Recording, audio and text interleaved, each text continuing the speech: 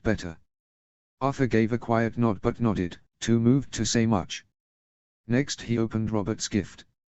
He unwrapped it carefully, not knowing what to expect, but it certainly wasn't what was in the wrappings. A Valyrian steel dagger. The blade gleamed with the dark, rippling finish he had seen on ice in his father's solar, its edge sharp. The hilt was smooth black ironwood and the pommel was once more carved into a wolf's snarling head with black coals for eyes. Arthur smiled faintly. I'll try not to lose it. Samwell returned back to the table at that moment, eyeing the presents as he walked forwards. Samwell took his seat beside Arthur, brushing his hair back and looking a little flushed. He opened their parents' parcel carefully, revealing a thick, beautifully bound tome with a dark grey leather cover and a faded silver script, The Age of Heroes, A True History of the North and Beyond. He sucked in a sharp breath. This is rare, Sam said in awe, running a finger over the ancient spine. There were only 5 copies made. Lewin said he'd only seen excerpts, never the whole thing. We had it brought from Old Town, their mother said, watching with quiet pride. Your father asked Lewin for your reading list and sent the Raven months ago. Arthur grinned. That'll keep you busy for over half a year at least. Samwell clutched the book as if it might vanish, then reached for the second gift. This one was wrapped in dark wool, and when he unrolled it a deep grey fur cloak spilled across his lap, thick and finely made. The clasp was a small direwolf head, and along the inner hem was the banner of their house embroidered into it, the direwolf in silver thread padding across the fabric. A proper cloak for a Stark, Ned said. Samwell swallowed and ran his fingers along the stitching, eyes a little damp. It's beautiful. Ashura leaned over and kissed his temple as Arthur smirked. Just wait until Lewin sees that, he might cry. Samwell gave him a playful shove with his elbow, clutching his book and cloak to his chest. In the middle of the hall the Great Jon had one arm around Benjen's shoulders, swaying slightly as the 2 men stood near the kegs. Both were flushed and neither interested in decorum. I told him, Great Jon bellowed, his voice echoing over the music. I told him, you take the left flank and I'll charge straight through the bastards. And what does your fair Benjen Stark do? I charged with him. Benjen slurred, jabbing a finger into the air, because that's what Stark blood does when someone says don't. The hall erupted in laughter as Great Jon wheezed and slapped Benjen on the back. The 2 of them staggered against the long table, knocking over a plate of roasted onions which was quickly rescued by a sharp-eyed servant. There were 3 times our number, Benjen added with a dramatic flair, raising his goblet. But did we run? No. Great Jon shouted. Did we hide? No. Did we piss ourselves? There was a beat.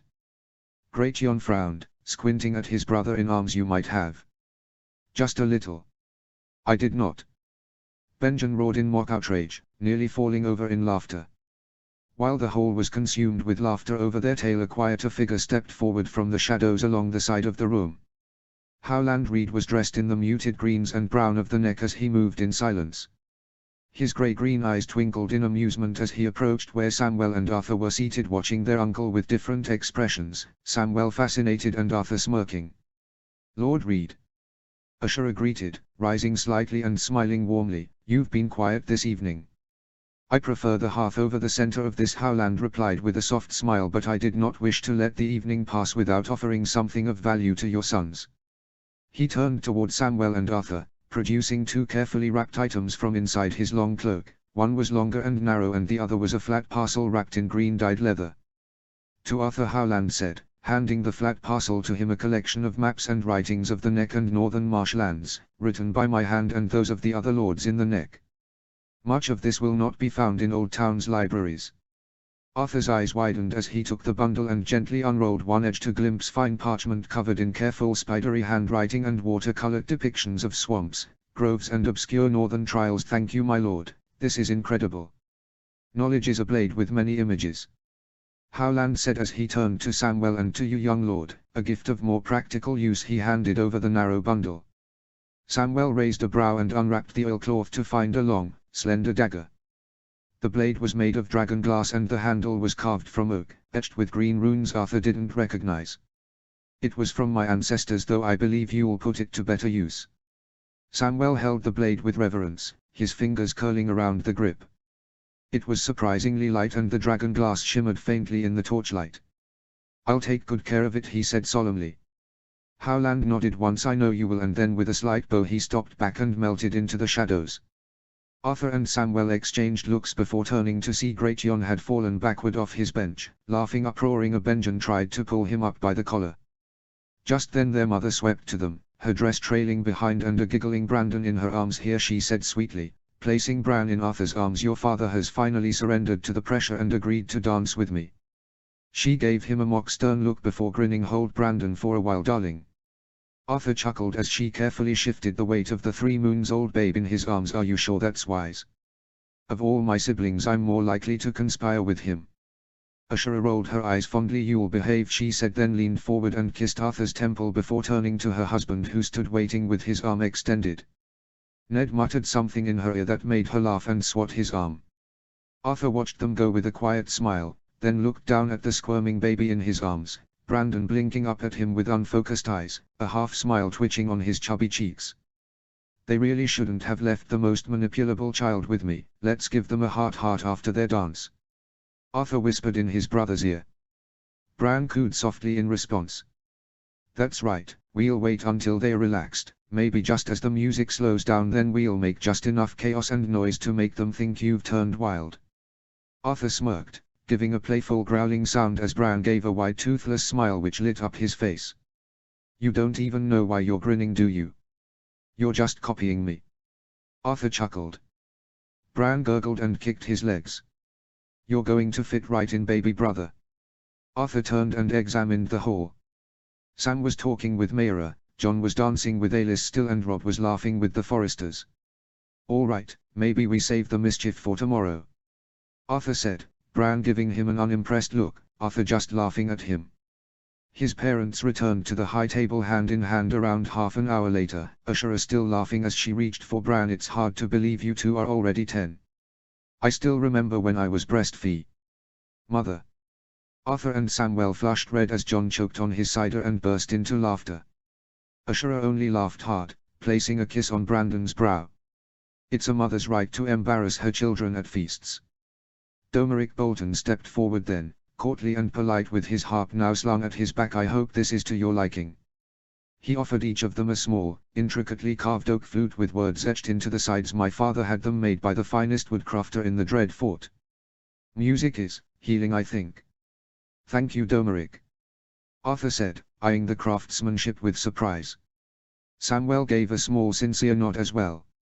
Next came the locks. They presented them with hardened sparring jerkins dyed dark grey and stitched with a faint pattern of wolf tracks for the yard. Lord Locke said simply, clapping them both on the back. House Tallheart followed. Sir Helman's son placed a fine pair of warm riding gloves into Samwell's hand, the gloves lined with pale rabbit fur, followed by a soft grey cloak handed to Arthur from the flocks of Torrens Square. The boy said, no warmer will in the north. The Sawins stepped forward next, giving a bow with an elk motif for Samwell and a sleek bong-hilted dagger passed to Arthur. Lord Sawin gave both a nod. Finally the Mormont approached, Mage Mormont grinning broadly and unrepentant, tossing 2 massive fur cloaks onto the table. The cloaks, dark, thick and unmistakably bear pelts. Killed these 2 bastards with my bare hands myself, she declared. Good northern bears, they'll keep you warmer than your ma's womb. They still have the claws. Robb whispered to Jon in awe. Didn't you say your children came from bears? Roared a very drunk Glover from further down the hall, prompting a roar of laughter from all corners of the hall. Mage didn't miss a beat, and they died as all good fathers do, fighting to the end. Ashura covered her mouth to hide her laughter while Ned shook his head, trying in vain to maintain his composure as the hall began a chorus of the Bear and the Maiden Fair before shifting to lighter tunes. Arthur took a sip of cider when a shadow passed over the table. Arthur, came a soft voice from behind him. He looked up to see Myra Forrester standing there, hands clasped neatly before her dark green skirts. She was 13 now, with light brown hair and sharp hazel eyes. A quiet girl at first glance, but her words carried a calm confidence. I was wondering if you'd like to dance, she said with a small hopeful smile. Arthur blinked, then rose with a polite smile of his own, offering his hand. I would be honored. Samwell gave a low whistle under his breath as Arthur led Myra out onto the floor. Robb smirked and indicated Jon, who was still dancing awkwardly near the other edge of the hall. As Arthur and Myra joined the dancing couples, he glanced around to see her 2 older brothers Asher and Roderick Forrester in the middle of a heated arm wrestling contest with small Janumba, a trio of half-drunk warriors laughing, shouting and slamming their mugs on the table with every flex and grunt. Ignore them, they are both too drunk to remember they have younger siblings until morning. I'm not sure Small John will let either of them live it down if they lose. Arthur chuckled. Myra smiled faintly. Asher will claim he let him win and Roderick will swear it never happened. Typical family pride. Arthur's mouth twitched with amusement. Stark pride isn't all that different, though I suppose having a direwolf makes it harder to lose an argument. They turned in step, the music picking up as Myra moved with surprising ease. Arthur was taller than her by a full head, but she didn't miss a step. It was quiet between them for a moment, only the music and the hum of voices filling the space. I didn't expect to enjoy this feast as much as I am, Myra admitted softly. Arthur raised an eyebrow because of the dancing or the drinking contests. She laughed under her breath because of the company. Arthur blinked, caught off guard, but smiled well likewise. As the two continued dancing, Ashura watched with a pleased expression as Arthur twirled Myra Forrester across the hall. The light caught Myra's hair and Arthur's smile, and for a fleeting moment Ashura could almost see the adults they were growing into. That's a rather adorable scene, she said gently, leaning to rest her chin on her knuckles. Ned glanced over to his son, his eyes following Arthur and Myra with a small nod. It is, he's growing fast, too fast, he sighed, then glances toward where John danced with Alis Karstark, and further down the hall Samwell was dancing with Winifred Mondaly. Alis and Winifred will be good for John and Samwell. Ned muttered. They are both solid matches, strong northern roots, and both girls have good heads on their shoulders. Ashura hummed in agreement, her hand drifting to rest over Brandon's swaddled form in her lap. The babe sleeping in her lap. You've done well, husband. I only hope they get to choose with their heart as well as duty. I'd like that, Ned said, then shook his head slightly.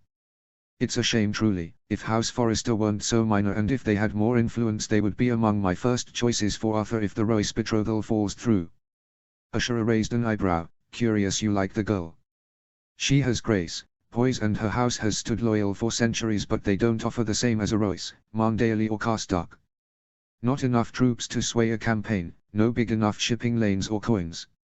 Ashura didn't push, she knew too well the balancing act Ned played, father and lord, dreamer and realist. Her fingers gently stroked Brandon's hair. Still, you could do worse than a family loyal to the bone, and Arthur seems comfortable. That's the problem, Ned said quietly. Comfort makes it harder to choose duty. Ashura leaned against his shoulder and whispered, yet you chose both, maybe our children might too. Ned looked between affection and fatigue. Let's hope they don't have to choose between the two at all. He rose from his seat with a sigh, catching everyone's attention. I thank you all, Ned began, his voice steady and clear despite the hour, for making the journey to Winterfell for my son's name-a-day. Your loyalty and presence means more to House Stark than you know. He paused, his gaze sweeping the room. But tonight is more than a celebration, it is also time for looking forwards. As many of you have heard, King Robert has granted the North full claim once more over the lands of the Gift.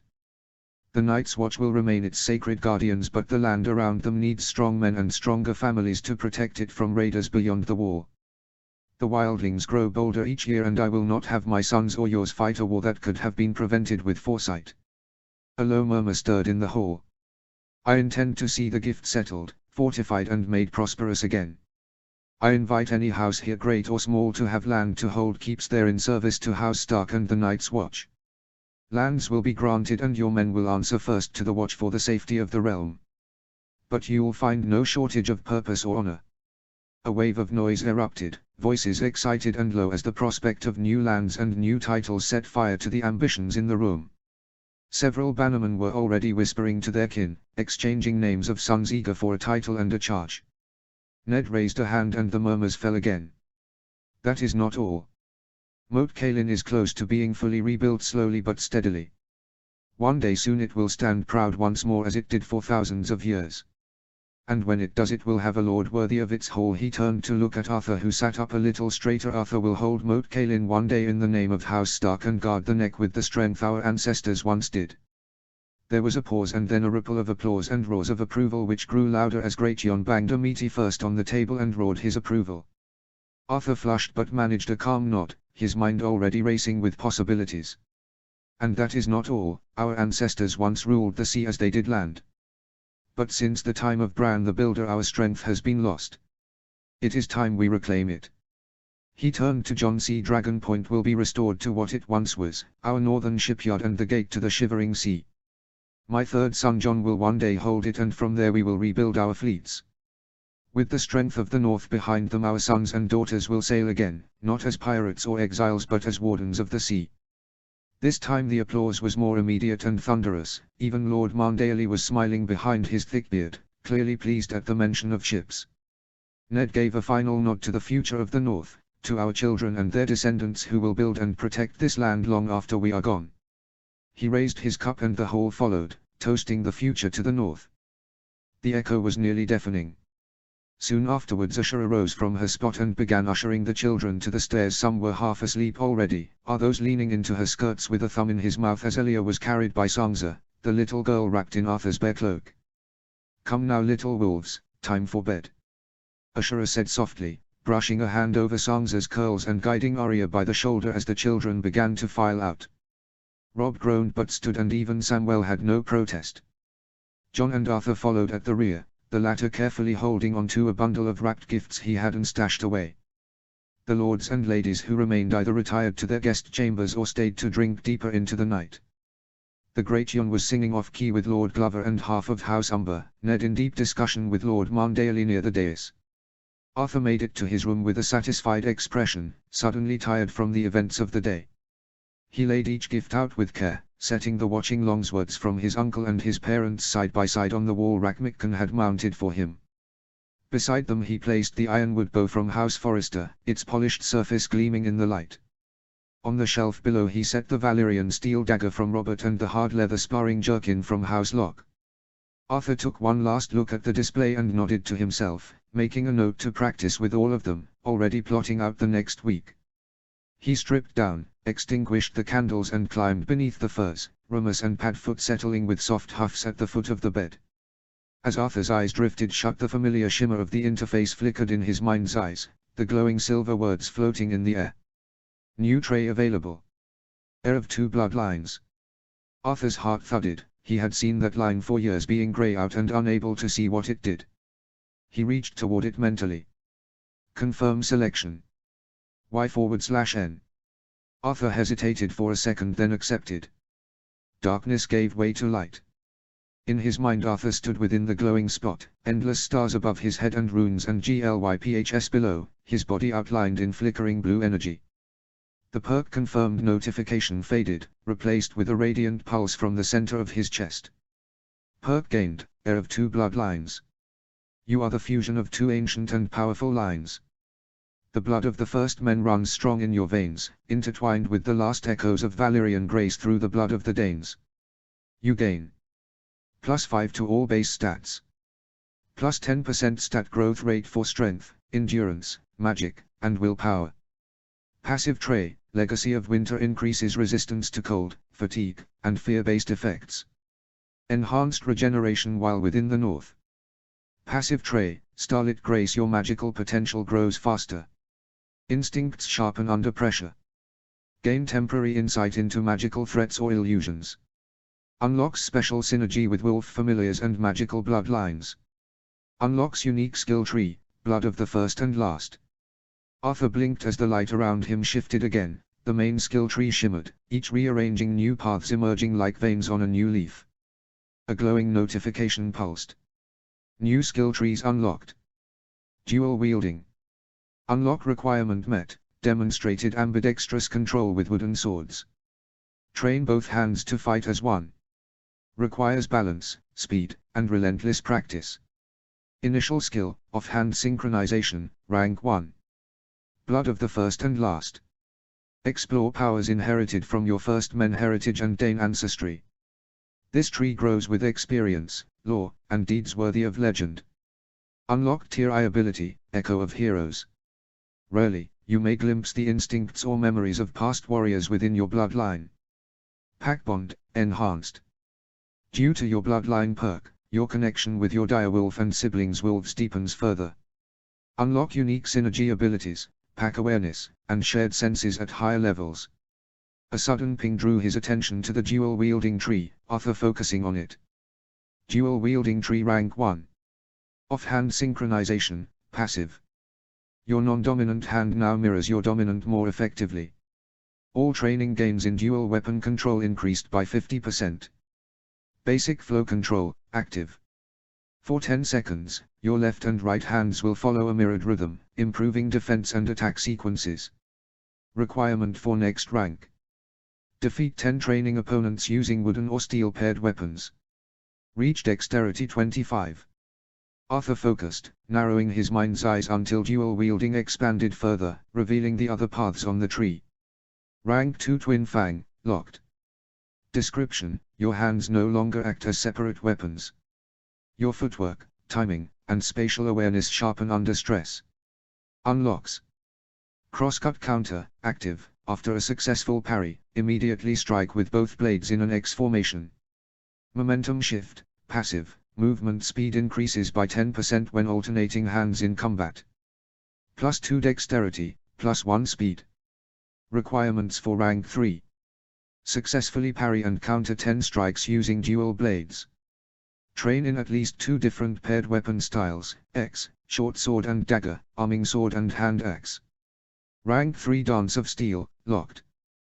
Description: you fight like a storm. Strikes flow like a river, chaining together into deadly combinations. Unlocks.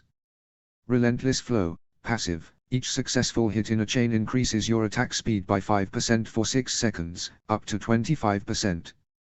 Spinning Defense, active. Perform a sweeping spin that knocks back light enemies and deflects incoming projectiles. +2 Strength, +2 Dexterity. Requirements for rank 4. Defeat a trained opponent in real combat using dual weapons. Complete a training sequence without error under the watch of a combat master. Rank 4 Phantom Blades, locked. Description: you become difficult to follow. Opponents see one weapon coming, then feel the second before they can block. Unlocks. Feint Mastery, passive. Feints become more convincing, enemies are 30% more likely to fall for false attacks. Twin Shade Step, active. Allows a rapid sidestep and strike from both weapons with ghost-like precision. +3 Dexterity, +1 Speed. Requirements for rank V. Win 3 duels against high-ranking fighters. Master offhand strikes and dodges without prompting from training guides. Rank V Stormhand, locked final rank. Description: you are the storm made flesh. 2 blades, 2 hands, 1 will. Unlocks. Blade Tempest, ultimate active. Unleash a whirling barrage of dual strikes in a small radius, hitting up to 10 enemies multiple times. Cooldown, 2 days.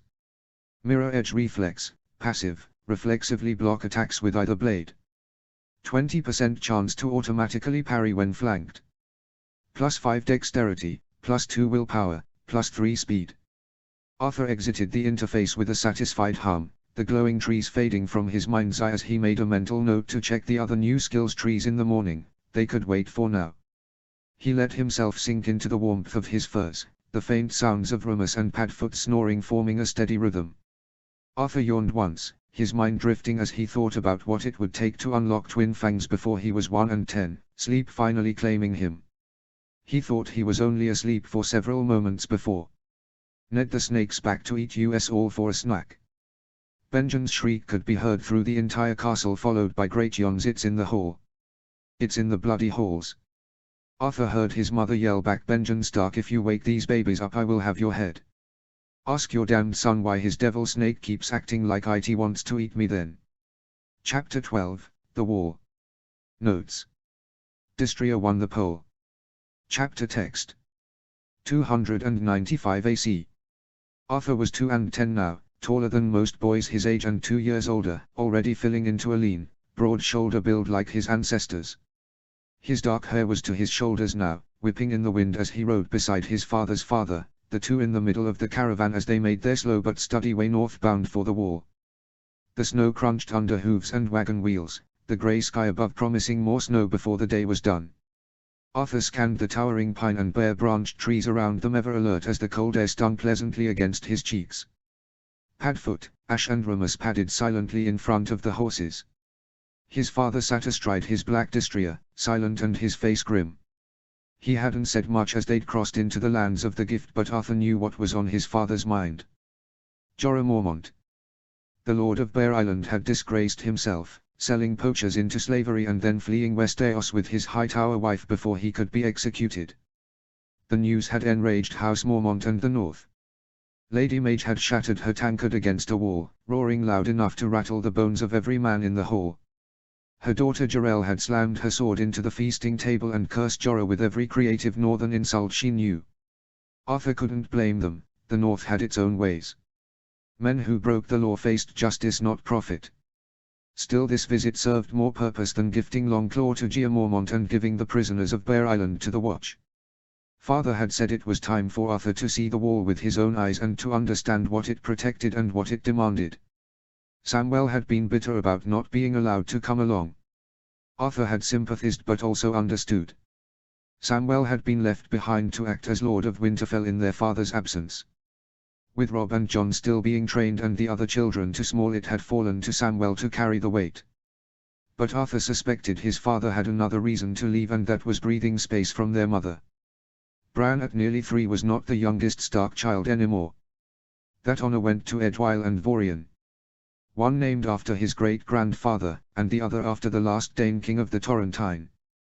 Bloody hell, he loved his parents, he really did, but Arthur nearly had a heart attack when he learned his mother was pregnant once more.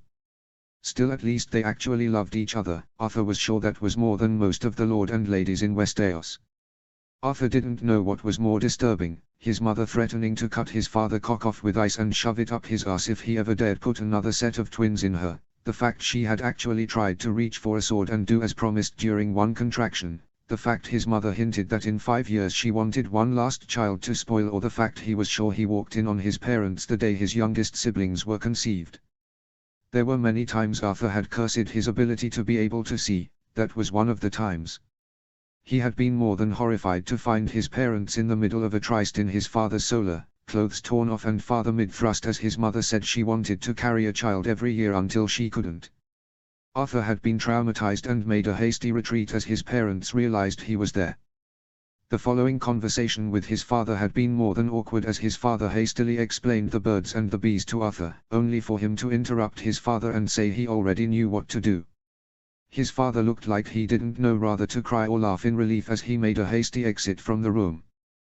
That had been the first day he had accompanied Theon to the brother in Wintertown, and while Theon was fucking Ros and 2 other whores, Arthur had taken the chance to get shit-faced drunk until he passed out and couldn't remember why he had done so.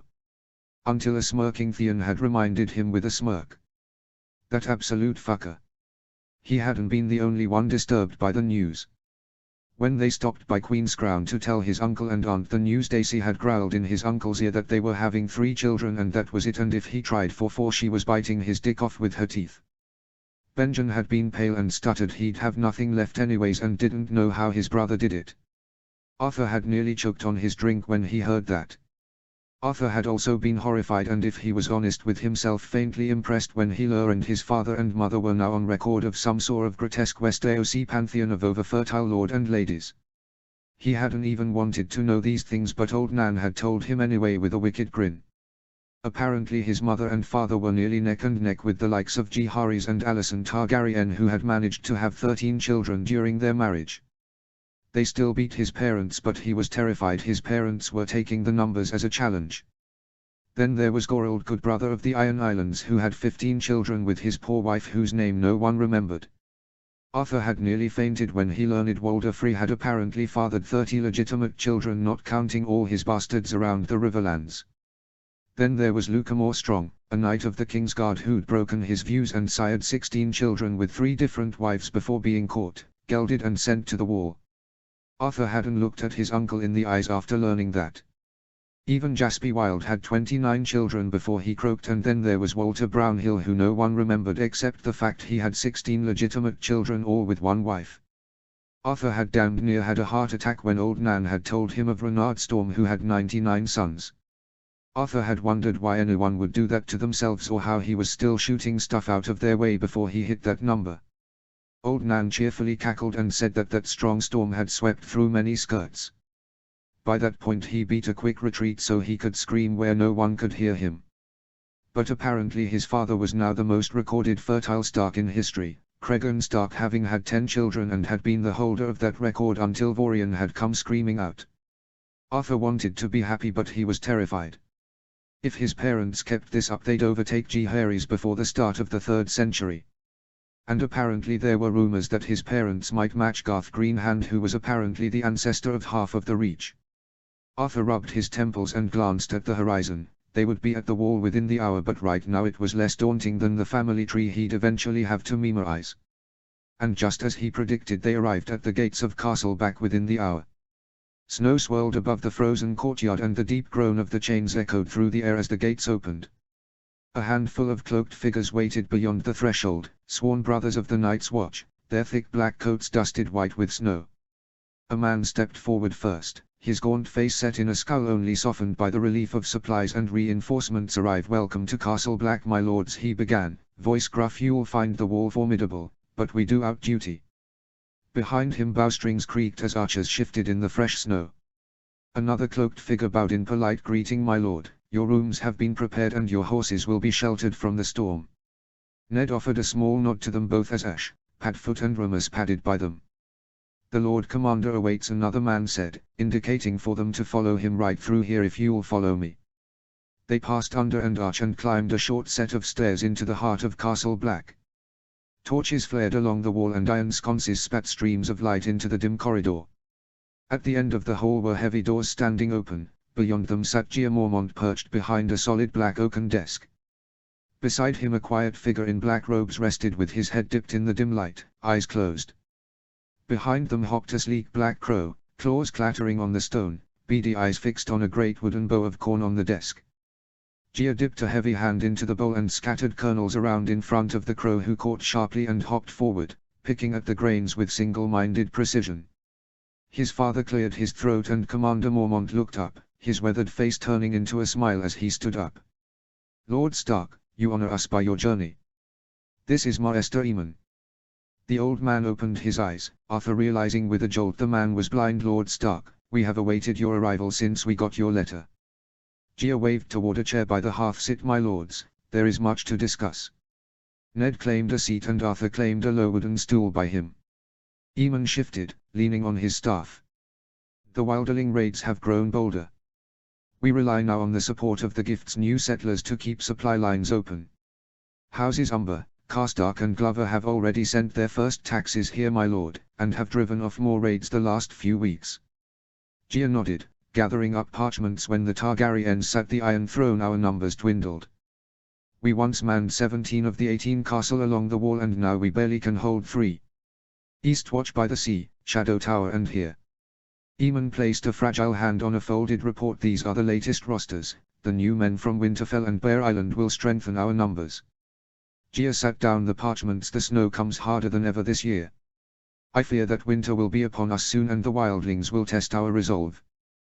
The Umber in one of the new keep sent word last fortnight that wildlings stole in the undercover of a storm and slaughtered half the garrison before dawn. We've seen this more and more. They come in waves and attack fishing villages, isolated docks, and take what they want and kill whoever stands in their way." Gia's eyes flickered to Arthur. "You know how to use those swords, boy?" Arthur straightened, swallowing. "Yes, Lord Commander." Mormont's gaze softened. "Good, you'll need that skill eventually. There's worse news, my lord.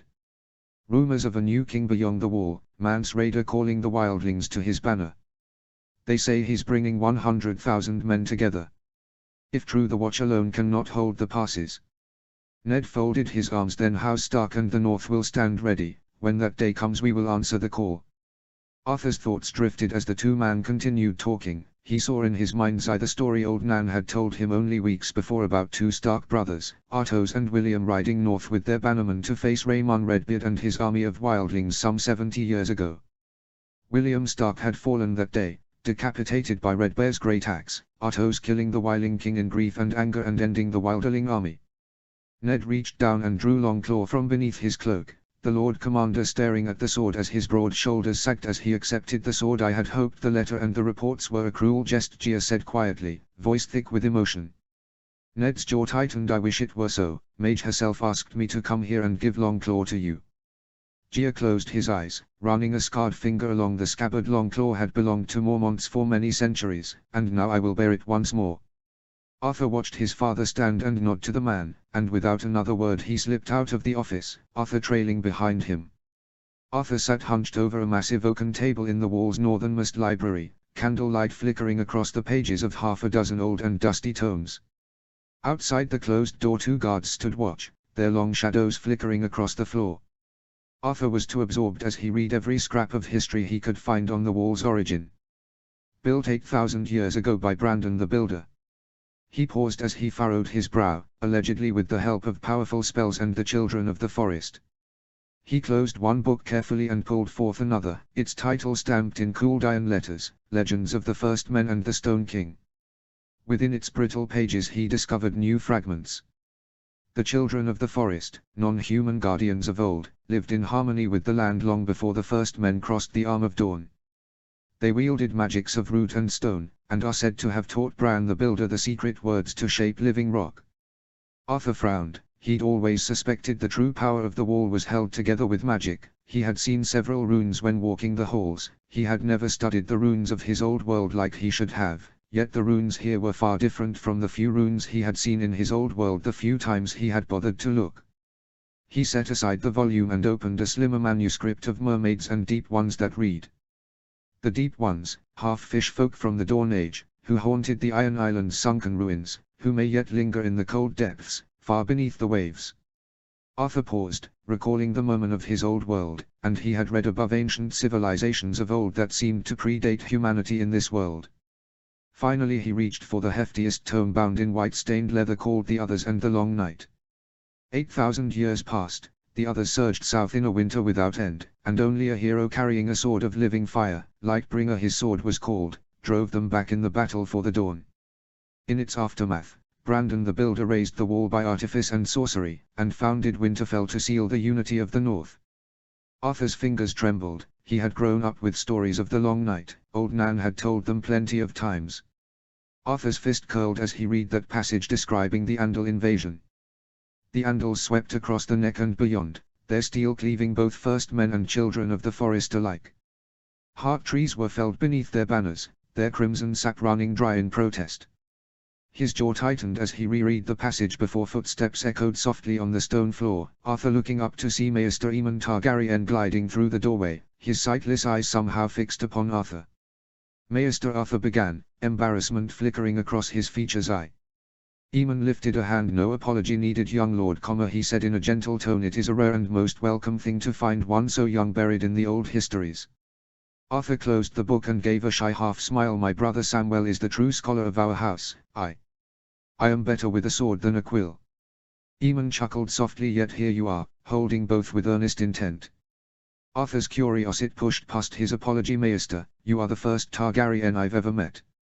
I was surprised to learn of your presence at the wall. I had hoped, if it's not too bold, perhaps you might tell me more about dragons. How did your house master them?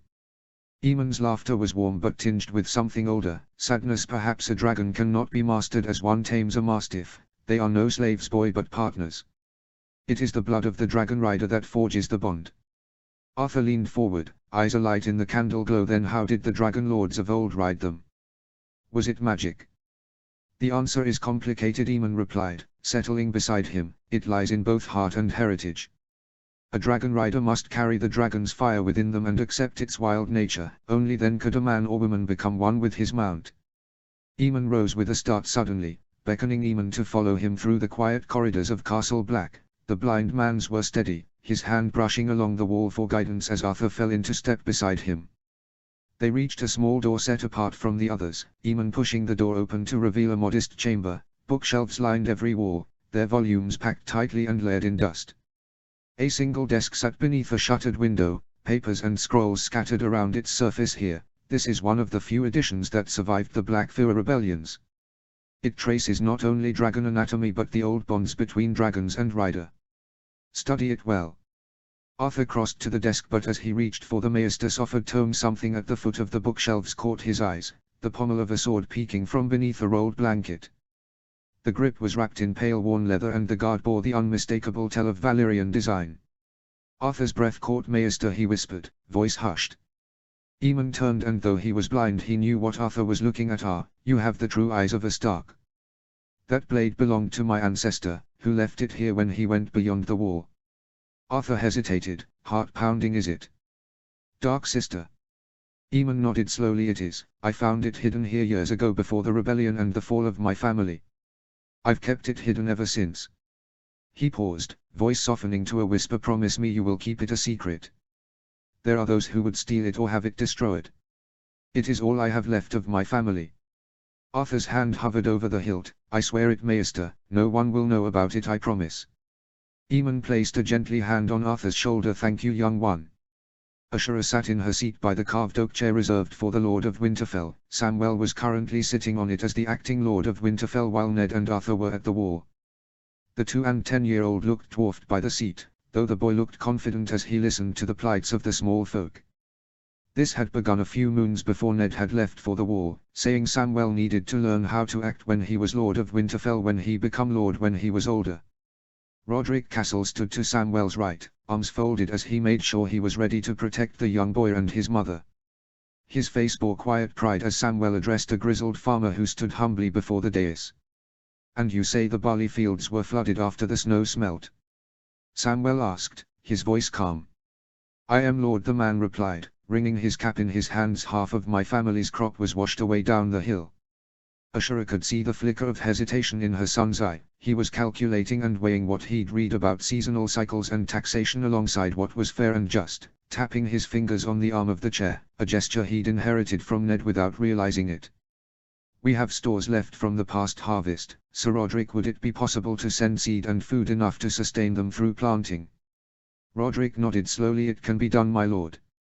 Samwell turned back to the farmer. Then you shall have what is needed. But in return send 2 of your sons or grandsons to help with the repairs on the western bridge. Maester Lewin says the thaw has nearly swept it away. The farmer blinked in surprise, then dropped into a bow so low his knees cracked. Then you am Lord. Gods keep you. Arthur smiled gently as the man was led away by the steward, reaching for Samwell's hand and giving it a soft squeeze. You're doing good, she whispered in his ear. Samwell flushed, his purple eyes glancing aside in shy modesty. Father always says a lord has 2 ears and a mouth for a reason.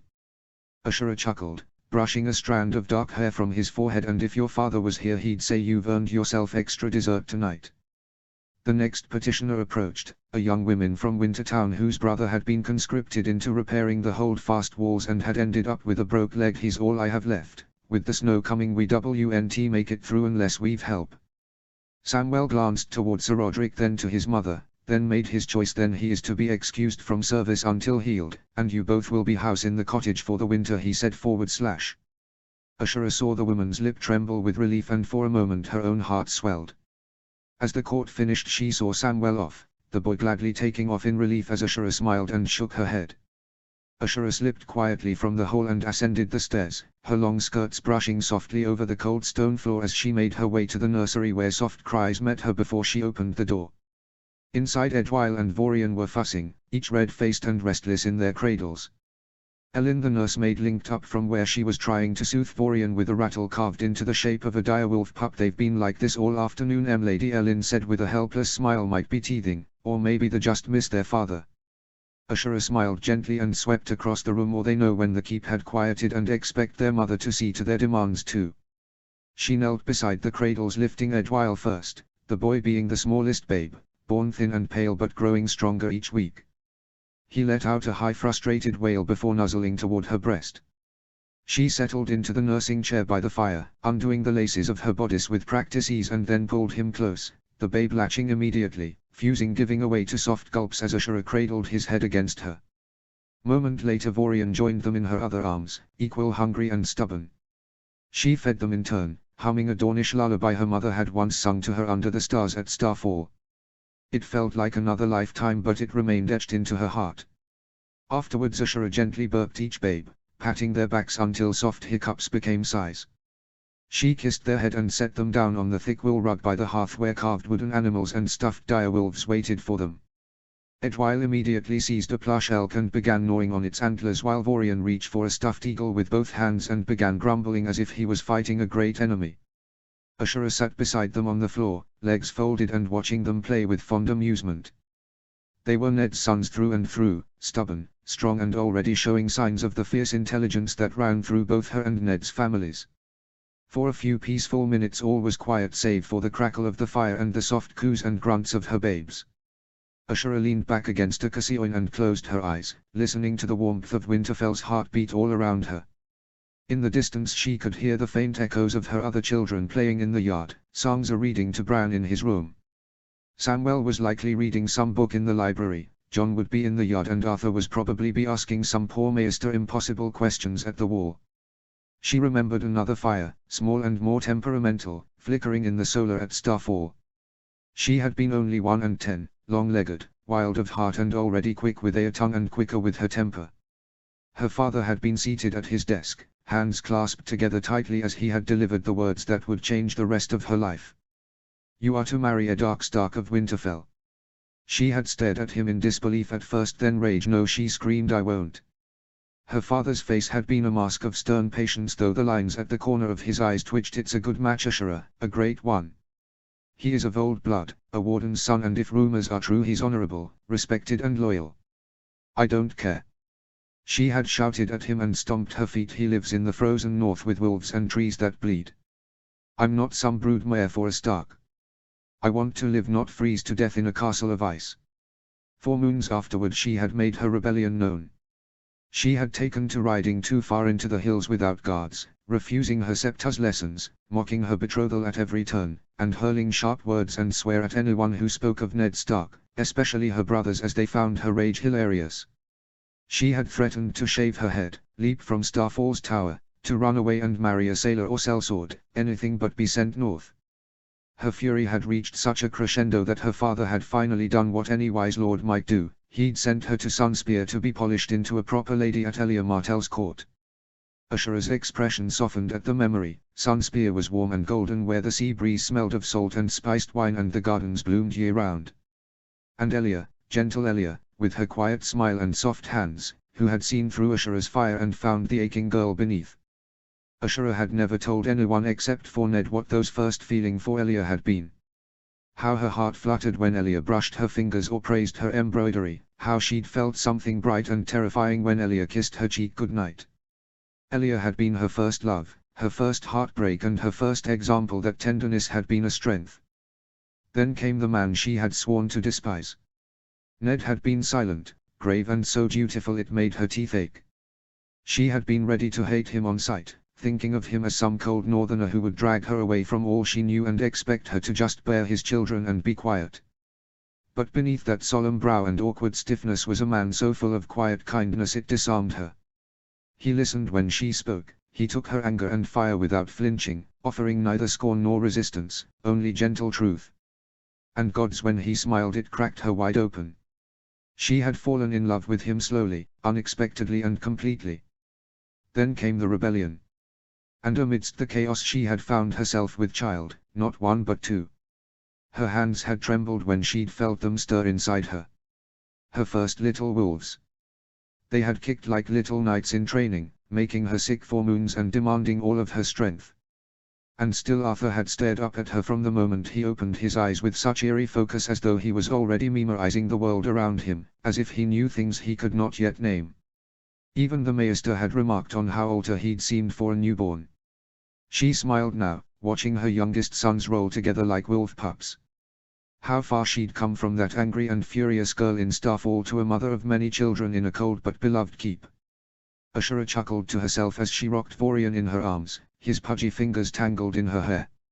Edwyle was babbling to himself on the floor beside her, chewing contentedly on the ear of a worn stuffed wolf, utterly unaware of the storm of memory behind his mother's eyes. 7 hells, what would that girl think of me now? The image of her younger self rose easily into her mind, a storm of silken black hair, bright eyes and righteous indignation. That girl had dreamed of a world she could shape with sheer will, one that owed her greatness, adventure and freedom. She had wanted to love, but on her terms. A handsome poet or knight perhaps, a life of excitement and beauty, not this. Not diapers and milk-stained downs, not nursing twins while a toddler pained the floor with food. Not soothing a fevered child at night while still attending to Winterfell's people in the morning. Not a hall full of squabbling children arguing over reading lessons and puppies and who had pulled whose braid at supper. Not having nearly a dozen children. Ashura blinked at the weight of that truth settled over her. Nearly a dozen. Samwell was tall and gentle, now beginning to shoulder the burdens of court. Arthur, who was sharp as a dagger, his violet eyes always reading the world too deeply. John, who was quiet and watchful and smiled so rarely but was loved so fiercely. Rob, who already had a wolf's pride and a big heart. Sansa, sweet and curious. Elia, all laughter and steel. Artos, who was blunt and bold. Arya, who was as wild as she'd had been. Bran, who was becoming a climber. And now Edwyle and Vorian. 10 children, and if the gods were kind to her, perhaps more still to come. The girl she had been would have screamed, wept and thrown something as she denied her future. A moment later the nursery door creaked open and Arya poked her head in, her face smudged with dirt and her hair tangled from whatever mischief she'd been up to. Mama, Rob dared me to climb the kennels again, and she stopped mid-sentence, eyes darting to the twins. Are they asleep? Almost. Come here and whisper. Ashura said with a soft hush. Arya padded in on bare feet and crawled into her mother's lap, squeezing herself into the small space beside Vorian. Ashura kissed the top of her wild daughter's head and held them all close. Ashura's smile faded as she tucked a blanket more firmly around Edwyle and Vorian. The twins were finally dozing, their chubby limbs slack with sleep, their little bellies full and warm. Arya had scampered off after a few minutes, probably going to destroy her dress. And in the stillness of the nursery her thoughts turned northward to Arthur. Her second son was sharp-eyed and quiet in a way that unnerved even the most seasoned bannerman, and nearly too thoughtful and aware. There had always been something in him that reminded her of looking into deep water, still and beautiful on the surface, but so much more beneath. Things you couldn't see unless you were willing to dive in, and even then the depth might drown you. She had named him after her favorite brother. She remembered the way her voice cracked when she spoke the name aloud to Ned for the first time in the aftermath of blood, war and too many secrets. Arthur Dayne had been more than a brother to her. He had been her guardian, her ideal, and the living sword of Starfall, who had fought for dreams too high and died for kings too flawed. And sometimes she wondered if her naming her son after him had been a blessing or a curse. Arthur had always had a sword in his hand, even as a toddler. Not a real one, of course. First a stick, then a wooden blade, then steel when he was barely tall enough to hold it right. But it hadn't been play. He learned, watched and knew how to fight, but also how people moved, how they lied, how they measured other, and how they themselves. And yet he loved quietly, deeply, and as fiercely like her brother had. That was what frightened her the most. Her brother had followed Rhaegar to his death, not just as a knight but as a friend and as someone who believed in the prince despite what he knew what it could cost. Arthur had died in the mountains of Dorne, far from home, far from glory, cut down by someone who would have called him brother-in-law. Her brother died for a dream and for love, and it had left her with scars no maester could see. And now her son had gone to the wall with his father voluntarily. Arthur pressed her lips to her knuckles, the worry rising like a tide in her chest. Had she done this? Had she shaped him into something doomed? Was that name too heavy for any boy to carry? What if her son died in some frozen place no bard would sing of, following after a friend or a cause, fighting for people who didn't understand him until it was too late? What if he too fell, his life snuffed out far too soon? Ashura gently shifted Edwyle and Vorian into the cradles, her hands practiced and careful from all the experience from her older children when they were babies. Both boys gave soft sighs but didn't stir, dreams unbothered. She brushed a strand of black from Vorian's brow, kissed Edwyle's brown hair, and took one last look at them before slipping from the nursery.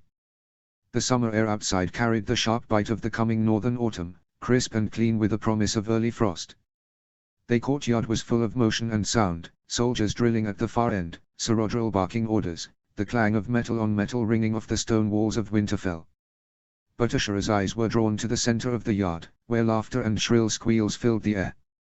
There in the churned dirt Bran was waddling as fast as his fat little legs could carry him, arms outstretched toward Artos and Rob, who were mock fencing with wooden swords. Rob shouted a triumphant ha, as he tapped Artos on the shoulder, and Artos exaggerated a dramatic fall, flopping onto the dirt with a grin. Bran, not understanding the game but delighted by it, let out a shriek of joy and made for his brothers, stumbling and pitching forward to them.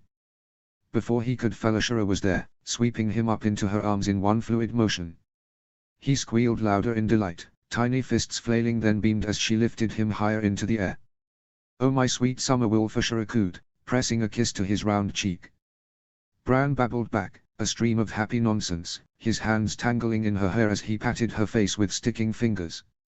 "Ma," he declared proudly, voice piping. "Yes love, I'm here," she said, nuzzling his soft cheek with her nose.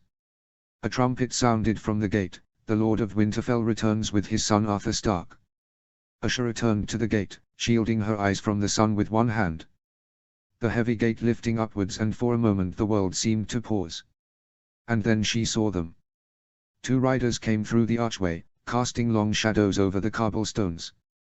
Ned rode first on his great black destrier cloak. His grey riding cloak fluttered behind his, and his head was held high. The Lord of Winterfell returned to his seat. And beside him was Arthur. Her son sat tall on a storm-grey destrier, his posture calm and composed. Dornburn and Duskcaller hung crossed across his back, the twin swords gleaming faintly in the light. His dark hair rippled in the wind, and his violet eyes scanned the courtyard as if already measuring every angle. He looked older. Ashura clutched Bran a little lighter. Arthur's gaze found her, and for a moment his expression softened. Ned rode ahead and dismounted with ease, his eyes drinking her in like a dehydrated man staring at water. Arthur slid down next to him, already reaching to steady Bran as the toddler leaned dangerously forward in his mother's arm, shouting Aether, with glee. Ashura laughed as Arthur came to them and let Bran half fall into his waiting arms. Ashura laced her arm through Ned's as they made their way toward the keep, Arthur beside them with Bran still clinging to his neck like a barnacle. Her eyes flickered to the thick rugged bear pelt cloak draped over his shoulders, the one Mage Mormont had gifted him on his 10th name day, black as night with silver threading worked into the edges. It made him look older, wilder, almost northern in a way Ned didn't. "You're still wearing the cloak Mage gave you," Ashura said with a small smile. "I half expected you to have outgrown it by now." Arthur glanced down at the pelt, a faint smirk pulling at his lips. "It's warm and intimidating," he replied. "Sir Roderick says it makes me look like a small warlord." "It makes you look like your own man," Ned said, pride thick in his voice. He reached over and ruffled Arthur's hair with a rare tenderness. "Though you could stand to brush your hair more." Arthur scowled playfully, ducking away. "You try brushing your hair with a gale howling over the wall." Before Ashura could respond, a blue of movement hurtled toward them. Artos, full of excitement and endless energy, was sprinting across the yard with Robb trailing behind him. Both looked like they'd been rolling through dirt and straw all day, faces flushed and eyes bright. "Did you fight wildlings?"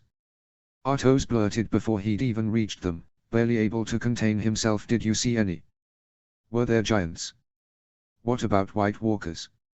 Arthur turned slightly, still holding Bran in one arm as he faced his younger brother. He stopped. Ashura noticed it instantly, the flicker of something across Arthur's face. Not fear exactly, or panic. A silence that cut sharper than any sword filled the courtyard. No one else seemed to catch it. Artos was bouncing on his toes, peppering Arthur with more rapid-fire questions, and even Robb had started chiming in now, asking if the Night's Watch let him fight with real steel. But Ashura saw the way Arthur's shoulders went a little too rigid, or the way his fingers tightened on Bran for a heartbeat too long before relaxing. His violet eyes for that single breath seemed distant and haunted. Then it was gone. He blinked, and the mask fell into place. A smile touched his lips, small and controlled. "No other direwolves?" Arthur said smoothly, handing Bran back to his mother. "Though the wildlings aren't all stories. We saw a few scouts, but nothing dangerous." Artos frowned. "But the White Walkers?" "Old Nan's tales," Arthur said firmly, voice calm but clipped. The wall was quiet. Ashura kissed Bran's brow but kept her eyes on her second son, the one who was always watching. Far too observant for his own good, she thought.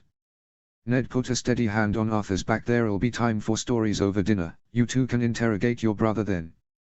But only after washing your hands," Ashura added, narrowing her eyes at Robb and Artos. "Both of you are covered in stable muck and grass." "But Mara," both boys whined in unison. "No buts, clean hands then stories." With matching groans of protest, Robb and Artos turned and bolted toward the kitchens, already debating who had the most impressive sword technique. Ashura waited until they were gone before gently resting a hand on Arthur's arm. "We'll talk later," she said softly. Arthur gave a small nod. It might have been missed by anyone else, then followed his father inside. Laughter echoed through the great hall, and the children were all gathered around Arthur at the table, eagerly listening to his ale of Crossing the Bridge of Skulls, while Samwell rolled his eyes fondly and filled his brother's cups with watered cider. But their parents had slipped away early. Now they stood in a quiet corridor, just beyond the solar. Ashura's back was pressed gently against the cool wall, her hands resting on Ned's chest, his arms caging her in on either side. His mouth found hers again, the kiss deepening until she let out a laugh against his lips. Ned, she breathed, pulling back just enough to speak, though her curled in the front of her doublet. We agreed no more children for at least 5 years, remember? He groaned against her neck, resting his forehead on her shoulder with the weariness of a man defeated. You remind me every time I kiss you. Because you don't listen. She giggled, her voice low and warm, brushing her fingers through his hair. And because this is exactly how we ended up with nearly a dozen children. And how we traumatized poor Arthur. We did not traumatize him, Ned muttered, face still buried in her neck. We did. Ashura laughed outright. You should have seen his face when he walked in on us, Ned. He wouldn't look either of us in the eye for a week, and then you gave him the talk because I refused. Ned sighed heavily, a hint of color in his cheeks beneath his beard. I still have nightmares about it. I think I started with a lesson on horse anatomy. He was very confused.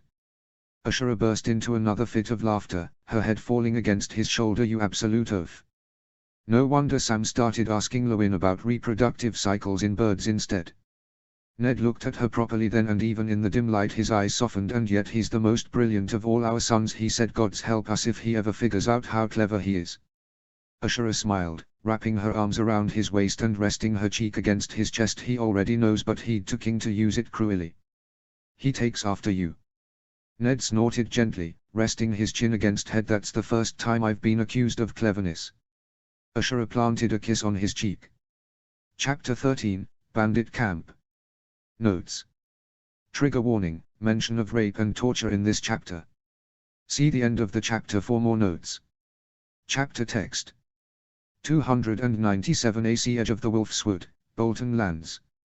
The woods pressed close, the underbrush dense and cracking with every step of their horses. Arthur rode tall on his grey Distria windshade, scanning the terrain. John rode beside him, his dark cloak pulled tight against the morning chill. Behind them came 6 guards, 4 from Winterfell and 2 seasoned scouts from Deepwood Moot, all alert and quiet. They had ridden since dawn, tracking stories as much as trails, vanished girls, mutilated corpses, wilderling rumors and whispers of monster. A thin drizzle soaked the trees, bearing on Arthur's wolf fur cloak. His fingers itched for the bow strapped to his saddle. Something was wrong with these woods, he felt it. We're not alone out here, he muttered to his younger brother. John looked up. You feel it too? Arthur nodded. No birds, no wind, and even the trees feel like they are watching us. The first day they only found silence. The trees gave no answer, and the trail grew colder with each hour. During the first night a storm blew through the woods and only broke early in the morning of the second day. By morning the trails were slick and muddy, their camp drenched, and tempers were short.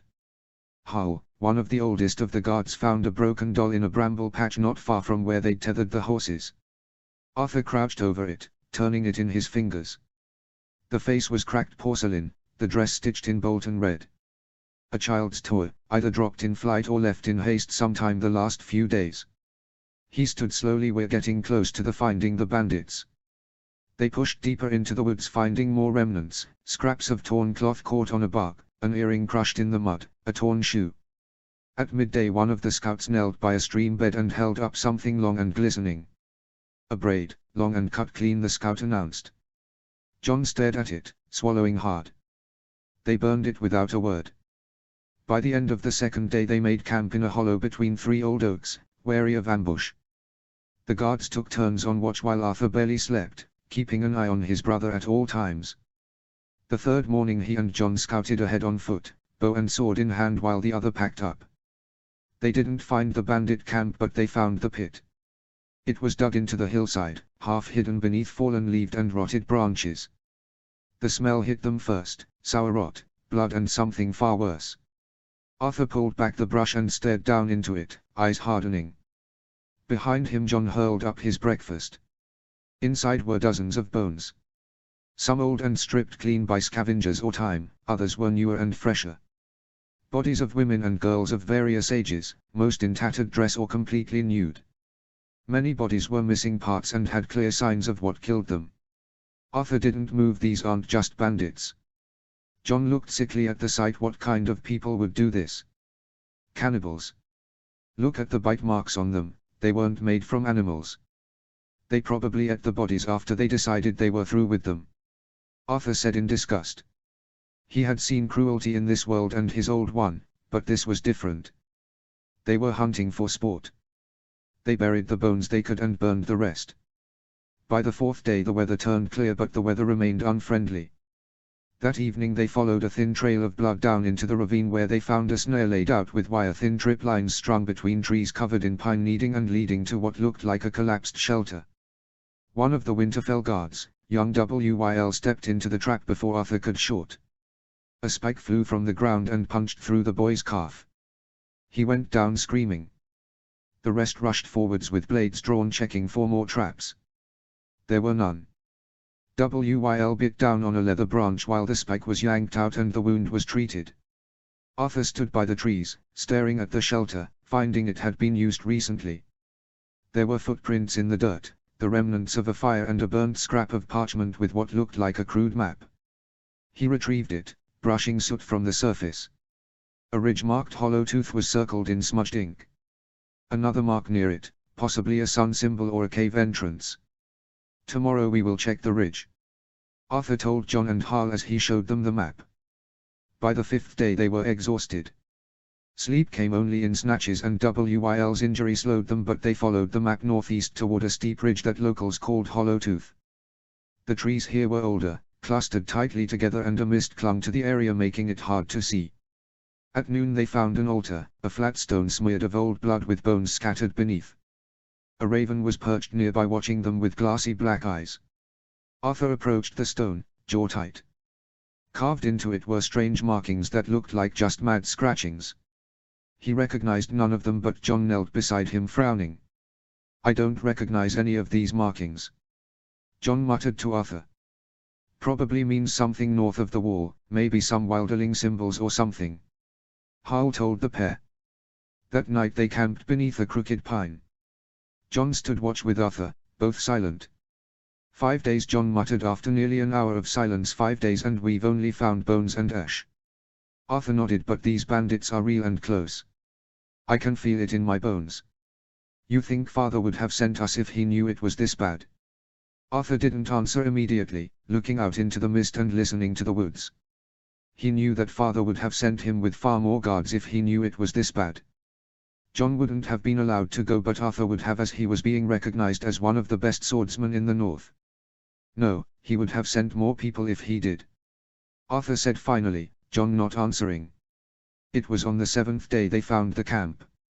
Arthur crouched beneath the gnarled roots of a thick pine, his cloak helping him blend with the most that hung heavy in the morning air. Beside him Jon mirrored his posture, eyes narrowing as he studied the clearing ahead. Rummus, Padfoot, Ghost and Bone remained low and alert, ears twitching and muscles taut with suppressed tension. And there across the clearing, nestled against a jagged bluff, lay the bandit camp. It was no haphazard grouping of tents and lean-tos as Arthur had seen before in his previous raids against bandits. This one was fortified. Wooden palisades had been driven into the earth around a central clearing. A lookout stood on a makeshift tower, lazily scanning the tree line. There were 2 fires already going, with gutted deer hanging from crude racks. Bandits moved among the structures with the casual ease of men who believed they were safe. Arthur counted more than 2 dozen in sight, and if they had men in the cave behind them like he suspected, they were badly outnumbered. Arthur gave the hand signal to withdraw, sliding back slowly. They gathered around a ridge several hundred yards off where their mounts were tied under cover. Arthur took off his gloves and ran a hand through his hair, grimacing. "Well?" Wyl asked, voice low. "There's too many, far more than we were told. Not a dozen starving deserters. This is a full camp that's well stocked and guarded, maybe even dug deep into the caves beneath the bluff. Could be a dozen more inside," Jon added. Padfoot whimpered softly, ears flat. Rummus let out a low warning growl echoed by Ghost and Bone. Arthur snapped his fingers twice, calming them. "Not yet, boys," he murmured, "not yet." Arthur stood and began to pace, boots crunching frost-covered leaves. "We can't take them here, not with the numbers we have." "We could wait for nightfall," one of the guards suggested. "And walk into a cave filled with men who know the tunnels better than we do." No, Arthur began firmly, we'd be cut into ribbons or worse. This is desperation. These men are organized, and they've shown they are willing to kill for sport. And who knows what else they do before they kill their victims. John muttered. That's why we need to bring steel and fire down on them, but we can't do it alone, we need help. Should we ride back to Winterfell? John asked. No, too far and too slow. We'll split up. There are keeps closer than Winterfell. Deepwood Motte, the White Hills, the Foresters and Last Hearth. Maybe even Bear Island if we stretch the Ravens. John looked at his brother out of the corner of his eye. You want me to go to the White Hills, don't you? Arthur paused, then nodded. Yes, you'll go to Deepwood Motte first, get men from the Glovers, then stop at the White Hills. Hold fast. You'll have been luck with the White Hills, then I will. John raised an eyebrow. Because I won't throw a punch? His little brother asked. Arthur cracked a small smile. Because you don't carry a grudge. John shook his head. Still can't let go of Asher Forrester being banished, can you? Asher was a good friend, and Lord Whitehill banished him because he decided he'd rather be a cunt than have his daughter marry a Forrester. Arthur scowled. And Myra? John asked innocently as Arthur scowled at him. Drop it, John. Arthur cared deeply for Myra once. With her sharp wit and laugh that still echoed in his head. Myra wrote him letters from King's Landing when he was 3 and 10 and dreamed he could choose Myra over Zilla Royce, though now he knew it was just a dream. He hadn't heard from Myra in over a year since she went to be a lady-in-waiting to Margaery Tyrell. I'll go east to Last Hearth and Ironrath. If we're lucky we'll get enough sword to hit the camps from 2 sides and box them in. They'll hear us coming with a big force. Hal told them. Then we'll hit them faster than they expect. Arthur replied. We'll leave scouts to watch the camp and to let us know if they start moving or break camp. He turned to John. You sure you're ready for this? John met his eyes. I wouldn't be here if I wasn't. Arthur nodded. Take Rummus with you, he'll watch your back. Rummus gave a huff of complaint but trotted to John's side all the same. Ghost pressed his nose to Arthur's palm before trotting after John and his group. Padfoot and Bone sat by Arthur's feet. They each took their horses, Hal staying with the scouts with 2 guards to maintain watch over the bandit camp. As Arthur mounted his horse he looked at his brother once more. If I'm not back in 3 days after you come back, don't raise hell on them unless you're sure you can make it. John smiled faintly. You'll be back. Arthur smirked. Try not to start a war with Whitehill on my behalf, yeah. John rolled his eyes and kicked his horse forward, taking off into the woods with Ghost and Rummus behind him. Arthur turned his horse to the east and took off, Padfoot and Bone beside him. He didn't say it out loud but the words lingered inside his mind anyways. Myra, I hope you're safe and happy. It was a couple of days later that Arthur finally reached Deepwood Motte, rain slamming down on him as he stared at the keep down the hill. Windshade snorted as she stamped into the soft ground beneath them, flaring her nostrils as she whined. He had ridden hard since he had split from John 2 days ago, wondering what his parents and siblings were thinking of John and him being gone longer than they had expected. As he rode through the gates of Deepwood Motte, the Glover guards looked up from their duty. Lord Galbart Glover himself met them in the courtyard, armored despite the early hour. Arthur Stark, the man said, eyeing Arthur with a mix of curiosity and amusement. 4 and 10 years and already riding like your father did in the rebellion. Arthur dismounted smoothly. My lord, I've come with grave news. Bandits are holed up deep in the woods north of the Weeping Water. Too many men for my forces and John's. They've been raiding the small folk villages around the area for many moons now. I've come here to find men. Lord Glover's face tightened. We've had whispers from shepherds about tracks and burned down huts. I'd hope it was just a few wildlings that could be easily taken care of. But if it's as bad as you say, then they need to be dealt with before they become more of a danger. I need to end them, but I'll need your men. Galbart clapped a hand on his shoulder. You'll have 20 swords and longbowmen by nightfall and I'll ride with you. Glover Steel does not sit idle when the north bleeds. Arthur bowed in gratitude. You have my thanks, my lord. I must ride now to Ironrath. We'll meet you where the old iron road crosses the Shadowpine Trail, 2 days' ride east from here. Lord Glover nodded, already shouting orders to his men as Arthur rode out. It was a half-day later that he made it to Ironrath, riding hard in the woods.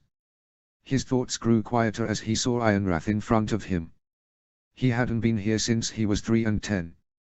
The memory rose unbidden, Myra's lips on his, the way her voice had faltered when she said she was going to serve Margaery Tyrell as a lady-in-waiting, her eyes meeting Arthur's before she had rode out, and Arthur hadn't forgotten that look or the ache it left behind. Duty, Arthur reminded himself. I must do my duty no matter the cost. He pulled his cloak tighter against himself and dismounted before the gates. The guards recognized him, and within moments he was ushered through the yard and halls of Ironrath and to the great hall where the Lord and Lady were sitting at the high seat. Lord Gregor Forrester, a stern-faced man with silver in his beard and eyes as sharp as any blade, studied him. Beside him his wife Lady Alyssa Forrester, sitting poised and elegant, though there was lines of worry etched into her brow. Arthur bowed. Lord Gregor, Lady Alyssa, I come from the Wolf's Wood with dire news. Lord Gregor gestured for him to rise. Speak it, lad. Arthur explained what he saw, the signs of abduction, the camp crawling with outlaws, and the fear of the villagers. Jon rides to Deepwood Motte and to House Whitehill. I've come to you because we can't do this alone. The room was silent for a moment before Lady Alyssa broke the silence. And what of your father? Has he sanctioned this? Arthur met her gaze. He sent us to investigate and to do what we had to do to finish them off. Lord Gregor leaned back in his chair. Then you'll have 4 axes. 40 men, 10 of my best soldiers and 30 guards. And Roland will ride with you. A man stepped forward from the side, a great sword across his back. My thanks, my lord. Arthur said, bowing again. Lady Alyssa studied him. You've grown, Arthur. I remember watching you and Asher duel in the yard more than once. Arthur flushed slightly. I tried to duel Asher after losing a Sivas match against him once. Gregor laughed at that, though Arthur caught the flicker in Alyssa's expression at the mention of her oldest son who had been exiled last year. Arthur had sparred, hinted and trusted Asher over the 4 years he had known the man. My lady, Arthur began gently, I mourn his exile still. I never believed he deserved it. Alyssa's mouth thinned. He was impetuous, but he loved fiercely. As do you, it seems. He wasn't sure if she meant Myra or the cause he rode for. Probably both. He met her eyes, reminding him of her daughter's eyes. After a moment Arthur stepped back. I won't take any more of your time. We ride east by dawn. The Glovers have already pledged men already. With your strength added we may be able to strike soon. Gregor nodded. You have our full support. And prayers. Arthur turned to leave, but Alyssa's voice stopped him once more. Arthur, be careful. I fear those woods hold worse than bandits. Arthur looked back over his shoulder. I fear the same, my lady, but I can't stop until the threat is ended. He ended up spending the night outside Ironrath with his men, not wanting to stay in a room while his men camped outside. He glanced southeast for hours, where he knew Myra was somewhere in the Reach. 100 leagues away, and yet she felt closer than ever before in the stillness in the night. He did not fault her for not sending letters to him the last year. They had been children when they kissed in the courtyard before she left south. They were older now and bound by different duties. Her to Margaery Tyrell and him to his betrothal. Still he wore her pin beneath his cloak and remembered the warmth of her hand in his. At dawn Arthur rode out with Forrester men and his own guards. Galbart Glover met at the trailhead, his men already assembled. Together their group marched east toward the bandit camp. Arthur guided his horse to the encampment, the scent of cooking meat filling the air. The banners of House Umber and Whitehill were around the camp already. Jon was already back. Relief washed over Arthur, followed swiftly by purpose. They would finally put an end to this. A rider broke from the tree and reined in beside him. You've returned. Your brother's already waiting. We feared you might be delayed. No such problem. Where is Jon? Arthur asked. Near the command tent. Scouts returned just before dawn. Arthur nodded and dismounted, tossing his reins to a Glover squire. Rumors followed him, fur bristled with silent tension. The direwolf had grown larger this past years than his litter mates, but he still moved quietly beside him. Jon stood near a fire with Sir Roderick, Savali of Deepwood, and a grizzled captain. Ghost sat at his side, life a sentinel, and the moment Arthur approached his brother looked up. About time, Jon muttered, though there was a hint of a smile breaking his solemn features. Arthur clasped his arm. You too. I thought I might have to search the barrows. Jon's smile faded. More bandits arrived. Arthur stiffened. How many? Too many. Sir Roderick stepped forward, beard flecked with frost. At least 60 bandits, maybe more. A few archers posted in the trees. They know something's coming. Arthur's face hardened. Any signs of the missing girls? Savali's face turned grim. We found something near the north watch point. Torn cloth, blood on bark. No bodies, but the cave stinks of rot. What else? The entrance is narrow, wide enough for 2 men abreast, 3 if they are willing to be shoulder to shoulder. They've dug out portions of the forest around the cave, pits and trenches, natural defenses. We think they've got lookouts in the trees who rotate every few hours. And no way to draw them out? Arthur asked. John shook his head. They are dug in, and they know someone's coming, and that makes them nervous. We saw a few of them dragging logs to fortify the southern side. Arthur crossed his arms, deep in thought as the fire cracked and hissed. For a long moment, only the wind stirred. Then we hit them hard and fast, Arthur said at last. No warning and no mercy. Several men nodded grimly. He turned to John. How many men do we have now? 90 in total. More than we started with, Arthur said, but not enough for a siege. We'd die in a siege, Tamren agreed. Arthur stared into the flames. Then we don't give them time to fight on their terms. We send in a small strike force through the front with shields and blades. The rest of us will loop around and take out the lookouts. We'll even have archers in the trees and the direwolves. He glanced at Ghost and Rumus, then toward the nearby trees where Padfoot and Bone waited. John nodded. You want to use them? They are faster than any of us and quieter. Ghost and Rumus go with us and cut down anything in the interior. Padfoot and Bone will be with the flanking groups. We don't let any of them flee. Sir Roderick grunted. You mean to root them out? To the last, Arthur confirmed. No mercy for men who do this to girls. The firelight flickered over their faces, casting long shadows behind them. John looked at him and the ones inside. Arthur's voice was cold as steel. We kill them all. Savali finally spoke. When? Before dawn, Arthur said. We move tonight. The camp became a flurry of motion. Men checked their gear, buckled on mail and padded jerkins. Blades were sharpened, bows restrung. Arthur stood by the fire, inspecting Dornbin and Duskcaller. They gleamed in the low light. He looked up as Sir Roderick approached. You're sure about this? Arthur nodded. If we let them stay another day, they'll vanish again. Or worse, take more girls. Roderick sighed. You've grown, lad. You speak like your father. That caught Arthur off guard. I'll take that as a compliment. It was, Roderick said, then placed a hand on his shoulder. Your father's proud of you, and so is your mother. Arthur swallowed hard and gave a small nod. From across the clearing, John approached with Ghost at his side. You all right? He asked. Arthur gave a humorless laugh. Fine, I'm just tired. John studied him. You're still thinking about the girls? Always, Arthur said softly. I want to make sure none of them can ever do this again. John nodded. We will. They stood in silence for a long moment, then John cleared his throat. How was Ironrath? Arthur blinked. Quiet but strange without Myra there. I thought so, John said. Did you still have feelings for her? Arthur's expression darkened. She made her choice for her family, and I'll choose what's best for us. By nightfall the snow began to fall again, a thin curtain swirling down through the canopy. The scouts returned with final reports of watchmen being shifted and new guards being posted at the cave entrance, but no sign they suspected an assault soon. Arthur stood at the edge of the encampment with John and the commanders. A crude map was drawn in the dirt marked with stones and sticks. We hit from 2 sides, Arthur said, kneeling to trace the lines. Sir Roderick, you take the main force and strike the entrance hard, while John and Tamren will flank from the rest with their group. Take down the lookout and collapse the ridge if you can. We'll storm the interior with the wolves and finish it. John's voice was low as he turned to his brother. And if they flee deeper into the cave? We chase them, Arthur said. We don't leave any alive. Padfoot and Bone growled softly in the dark. When do we move? Tamren asked. Arthur looked up to the stars peeking through the branches. In 1 hour, let them fall asleep and think they are safe. The men drifted to their assignments in silence, Arthur walking among them giving last commands.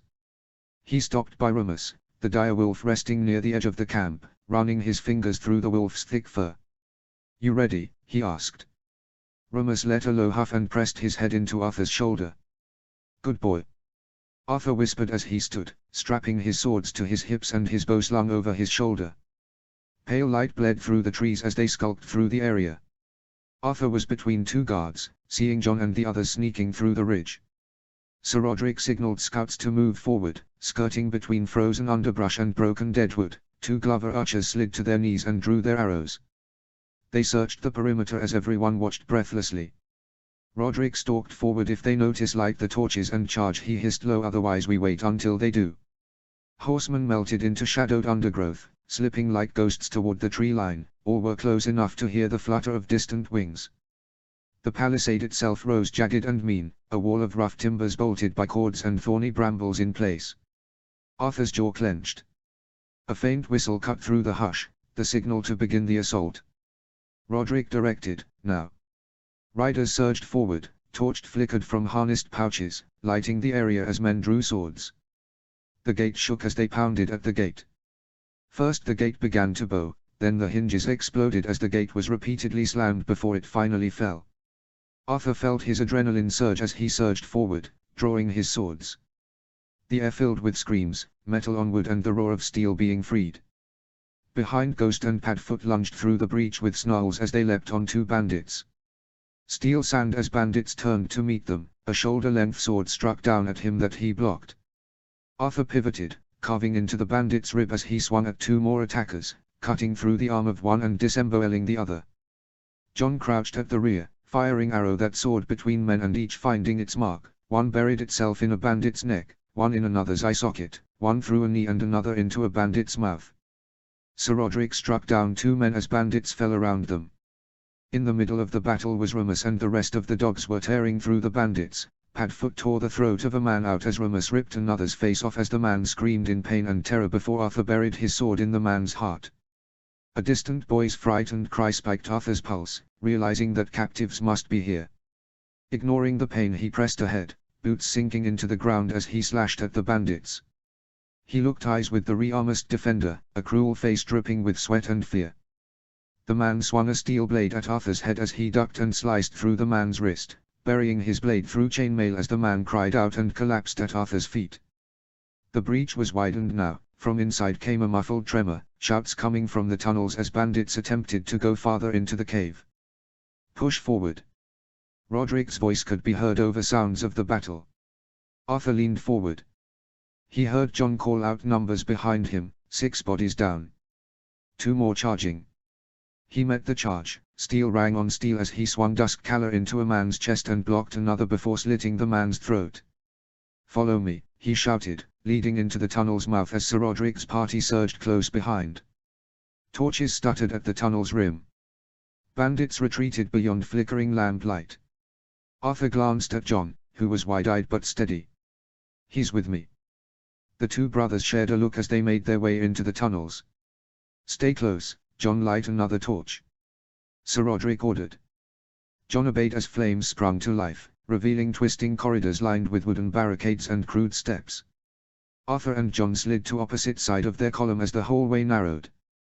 Padfoot slunk forward just behind Arthur, claws echoing on wet stone. Ghost and Bone followed in formation, restrained but snarling.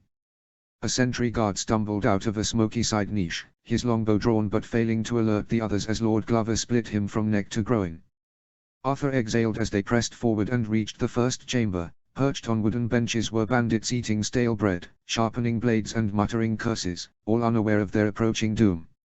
Jon raised his torch, chaos breaking out as the chamber erupted. Guards surged in with shouts as swords rang and began cutting through fur and flesh. Arthur ran low across a table, slashing across neck and shoulder. Bandits turned as surprise twisted into rage. He parried a swing and countered hard, decapitating a bandit before pressing after a second attacker. Roderick's horn sounded faintly behind them as the cries echoes off stone. Jon loosed arrow after arrow, one sliced a throat, another pierced into another bandit's eye socket. Padfoot lunged through a side entrance just as 2 bandits slipped inside, tearing through leather and flesh as the hallway beyond brightened with torch flame as well, revealing more attackers, at least 20 in the next junction. Arthur backed up to let guards follow him as they reformed into a line, John retreating to flank as two archers up ahead loosed arrows. One struck a rider in the shoulder as the man dropped, but another guard surged behind to finish the attacker. Steel met leather as screams echoed through the cave. Arthur stepped in, his swords flashing as he spun and tore through several bandits. One fell back and slumped against the wall. Arthur's eyes locked on the second archer, drawing Dornbirn as he spun to deflect a knife throw point blank. He grabbed the man's arm and twisted it, hearing a scream as a loud pop filled the air, Arthur burying his sword in the man's back. John dropped his bow and drew his sword, the two brothers moving as one as they cleared the remaining bandits as they advanced deeper into the cave. Bone, Ghost, Rumus and Padfoot were darting through the bandits, tearing into flesh and leather as the bandits screamed. A bend opened into a wider cavern lit by braziers, a crude hall lined with chests, hides strung overhead as trophies were pinned to the rough walls. Dozens of bandits were stowing maps and coins into heavy barrels. A huge bear pelt draped across the back wall marked the leader's seat. Arthur's gaze locked on the leader, the man being broad-shouldered, scarred and pale-eyed. With a cry Roderick surged ahead, guards and Lord Glover behind him. Arthur charged with his swords brandished as bandits attempted to flank him. He spun, dipping low and slicing across a throat, punching his sword through another arm. Women shrieked, children's voices echoed faintly near the rear, where crates hid captives, shivering women and girls with ripped dresses or completely nude, most with dried blood between their legs. Several boys were bruised and beaten as several of the women protected them. John darted to free them, cutting bonds, calming, pulling them toward the entrance with guards clearing a path and carrying them if needed. Arthur pressed inward toward the scar-faced leader, weaving between guards, each swing precise as he left no ragged cuts, each slice killing or maiming a bandit. At last he reached the leader as the man snarls at him while drawing a heavy axe. The yellow rows of his teeth glinted as Arthur feinted, then launched Dornbirn in a spinning downward strike, causing the axe to shatter at the haft, the man's eyes widening in shock. Arthur yanked Duskkaller free with the other hand, throwing a backward elbow that snapped into the man's ribs. He pressed the blade upward through the mail and buried both swords into the man's lungs, the man falling to his knees as Arthur crossed his swords at the man's neck as decapitated the man, bending over and holding the leader's head up for all to see. Behind him, the cavern's heart stilled in a breathless hush. Guards began freeing the rest of the captives, John helping guide them through the tunnels with the dogs to safety outside. Some of the captives had to be carried, a woman carrying a young boy of 10 who had to be her son, the boy having whip marks across his back. The woman had been hastily covered as she had been one of the women tied up to a bed, blood stained between her legs and rear, her eyes filled with tears and relief as she carried her son out of the cave. Arthur surveyed the dead among the blood-slicked floor, the leader's headless corpse strung up against his chair. John cleaned his sword as he began leading more captives outside, helping a young girl and boy hidden behind some barrels as they both stared at them through wide eyes. Roderick rallied the survivors. Gather what is useful, these tunnels might yield more valuables, and tell the scouts to look for more cells and captives. Arthur nodded, breathing heavily as he glanced at John, who nodded. Over the next hour they cleared the cave fully. The tunnels branched deeper, one leading to hidden dungeons. They found 3 small cells carved into the stone, each occupied by bound and malnourished women as John and the guards worked to free them. Some were weeping, shaking and hugging whoever would hold them. Arthur took note, this was the center of a ring of traffickers. Scouts reported that a joint force of foresters, umbers, and glovers were approaching by midday, a group consisting of 600 men, more than enough to secure the area. Arthur exhaled and leaned on Duskkaller's hilt momentarily, his boots soaked in muddy water as he observed the cave. Roderick came forward. Good work, little lords.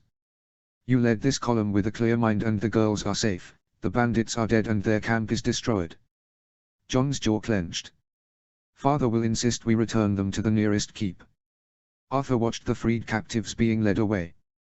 The sound of iron boots echoed on stone as more knights and banners filtered through. He nodded in satisfaction. The camp had grown quieter as dusk settled. Fire crackled as men tended to wounds, and the groans of the injured were slowly giving way to sleep and silence. The worst of the attack was behind them, but the group weren't celebrating. Arthur stood alone near the tree line as he washed blood off of his armor and clothing. Padfoot and Rumus lay at his feet, ears perked and occasionally growling at the woods. Across the camp John sat sharpening his sword in the firelight, Ghost and Bone curled around him. Arthur's gaze shifted across the camp until it landed on a small gathering of Forrester tents. Roderick Forrester stood speaking softly to a woman, Arthur recognizing her as the woman who had carried her son out of the cave. Arthur recognized her as one of the women they had found stripped nude and tied to beds, blood staining her legs and rear. She had been cleaned up and given spare clothes the Forresters could spare. Her son lay curled in her lap, sleeping fitfully as she rocked him in her arms. His shirt had been removed so they could heal the raw whip welts across his back. Arthur didn't mean to eavesdrop, but he found himself rooted to the spot, barely breathing as he heard her words drift faintly on the wind, just clear enough to be heard. "They made me choose," she said hoarsely, arms tightening around her son. "Every time I said no they'd beat him and hold me down as they forced me to watch." Roderick didn't speak, bowing his head. "They'd drag him in," the woman sniffed, closing her eyes and burying her face in the boy's curls, "and they'd make him watch. Said if I didn't obey they'd whip him, starve him or worse." Arthur's jaw tightened. "They said they were doing me a kindness," she whispered, shaking, "that I should be thankful he was alive. They made me do things with them, they'd take me like an animal no matter how much either of us cried. They'd make me tell him how much I enjoyed it and thank them for making me feel so good." Her son trembled as he buried his face in the crook of her neck, his mother smoothing her hair, but she was shaking. He saw everything. They forced him to watch. Roderick placed a hand on her shoulder. "You're safe now." "He's safe and they'll never hurt either of you ever again." She gave no answer, eyes distant as she kissed her son's head. Arthur forced himself to not turn to them. He saw horrors in that cave, women and men alike brutalized and others far too gone to even speak it. Hearing it like this made it seem more real. Arthur stepped back into the shadows to give them some space. He didn't want to be seen and intrude on the scene. Padfoot and Remus rose beside him, sensing his unrest. "Next time we don't come too late," Arthur muttered to John as the boy walked up next to him. John said. The forest was quiet as the long column moved slowly south to Deepwood Motte. The wounded rode in carts or were carried by stronger men. Many walked and some limped, with vacant eyes of those who had seen too much horror in the last few weeks. Arthur rose near the front with John at this side, the dogs flanking the group. Remus and Ghost stayed close to the children who clung to their mother's skirt or huddled together in carts. Bone and Padfoot occasionally ranged ahead, sniffing the air and returning in wide loops, alert but calm. They had been on the road for over a day, moving at a pace to not hamper the wheel, and traumatized. The bandit cave now lay far behind them, being burned and the tunnels collapsed. Ahead the walls of Deepwood Motte began to rise above the hills, the watchtowers catching in the morning light. Smoke curled gently from the chimneys. When they reached the gate the guards swung it open without delay. The sight of nearly 100 weary villagers trailing behind them, many of which were blooded or thin, caused immediate shouts for food and healers. "Open the healing hall," Arthur ordered before the steward even asked. "Every maester and herbalist you have. The worst must be seen first. There are children with broken bones, women with bruises and worse, and some who can't or won't speak at all." Lady Sybil Glover met them in the outer yard with her sons flanking her. She took one look at the crown, then moved with more urgency. "The cave system was worse than we feared," Arthur said grimly. Sybil touched a girl's face gently as she passed. The girl couldn't be older than 6 and clutching a small bear while trailing behind her older brother. "Get them water, clean blankets and food, no delays." Arthur dismounted and watched as the villagers were guided toward the holdfast and the surrounding buildings. He and John stayed near the entrance as the carts rolled in one after another. John lifted a lame boy from the last cart and carried him in his arms silently. Arthur took stock of those around him. The White Hill men were already helping tend to the wounded as the Forresters moved quietly as the Umbers stood watch at the gates. He turned when he heard footsteps behind him. Roderick Forrester approached, blood crusted on his leathers, but his eyes were steady. "One of the women named Rylmer asked to speak with you. She said you helped her son." Arthur remembered. The boy had been tied up near his mother with haunted eyes. He had cut the boy free himself. "Where is she?" "In the lower hall. Said she wouldn't rest until she spoke with the black-haired Stark with purple eyes." Arthur gave a tired smile. "I suppose that narrows it down." The lower hall of Deepwood Motte had been converted into a triage space, bedrolls lining the walls. Arthur found Rylmer sitting upright, a thick coat around her. Her son was asleep beside her with his head on her lap. She looked exhausted, but her eyes were clear and no longer far away.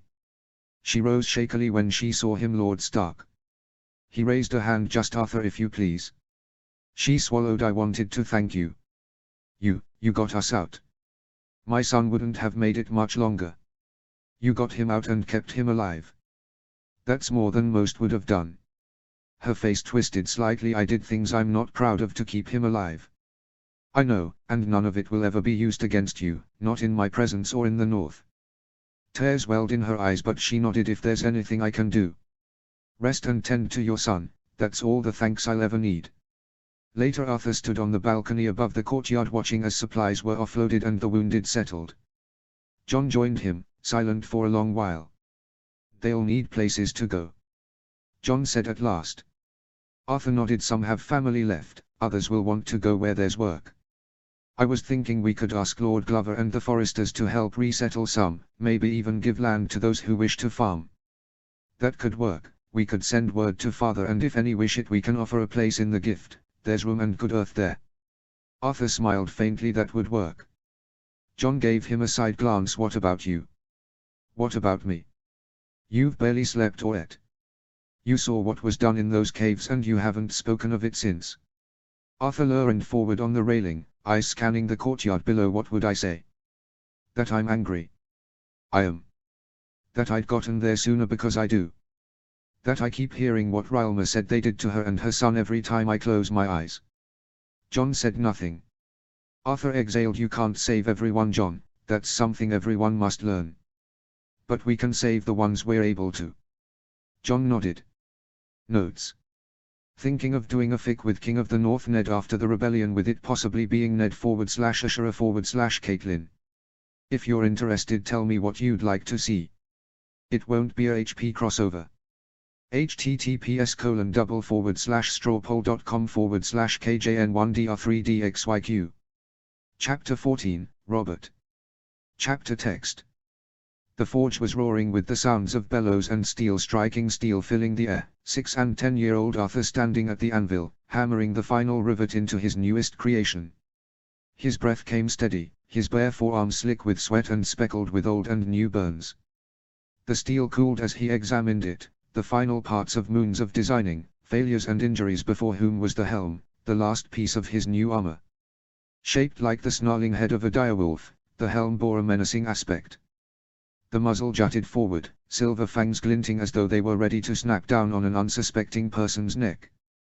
The eyes were narrow slits, dark but functional, giving him vision without sacrificing protection. Arthur set it beside the rest of the suit. The armor stood on a thick wooden stand, a complete set of light and black steel, etched subtly with the sigil of his house. The chest bore the image of a direwolf in full snarl, wrought in dark silver. The pauldrons were laid beneath the shoulder for protection, and the folds had been lined with boiled leather for mobility. Each gauntlet ended in sculpted fingers, the claws sharp enough to hook and tear if necessary. It was no armor for a southern knight, heavy and gleaming like a polished mirror. Mikken stepped up beside him, arms folded over his thick belly, brows raised in grudging approval. You know, I thought you'd given up when the last chest plate cracked 2 weeks back, the smith said. Arthur smiled faintly. Just took time to get the alloy right.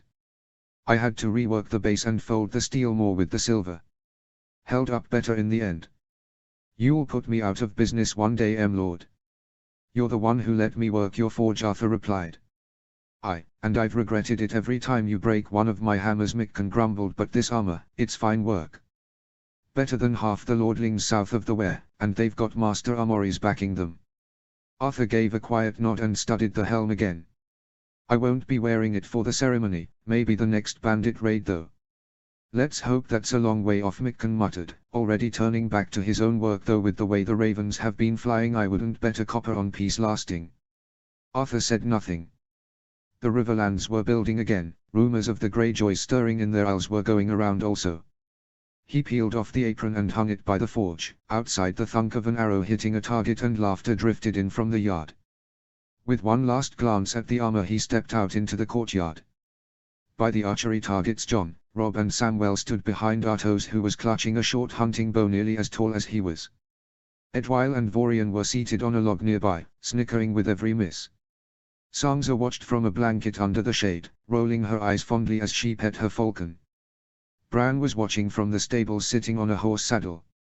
Arthur approached just as Artois fired another arrow, the shot flying wildly up over the target and over the walls. John, Samuel and Rob doubled over with laughter as the younger boys giggled from the spots. Then their father's voice boomed from above. "Which one of you four was a marksman at that age?" Ned asked, looking down at his sons as Ashura shook her head fondly at them. Everyone turned as John and Arthur slowly and guiltily raised their hands. The rest of the brothers burst into laughter as Artois scowled. "I hate archery." "You'll get it," Samuel said kindly, clapping him on the shoulder as Artois growled and lifted his bow again, jaw set with determination as he aimed and took a breath. An arrow slammed into the bullseye a second later. The boys turned stunned, even Samuel blinked as they saw Arya standing by the youngest siblings, lowering her bow and giving an exaggerated curtsy. "Lady Arya, at your service." She grinned before taking off, sprinting across the yard, dark braid flying behind her. "Hey! That was my shot!" Artois shouted, already charging after her, bow abandoned behind him. The chase drew laughter from the others, even Bran laughed.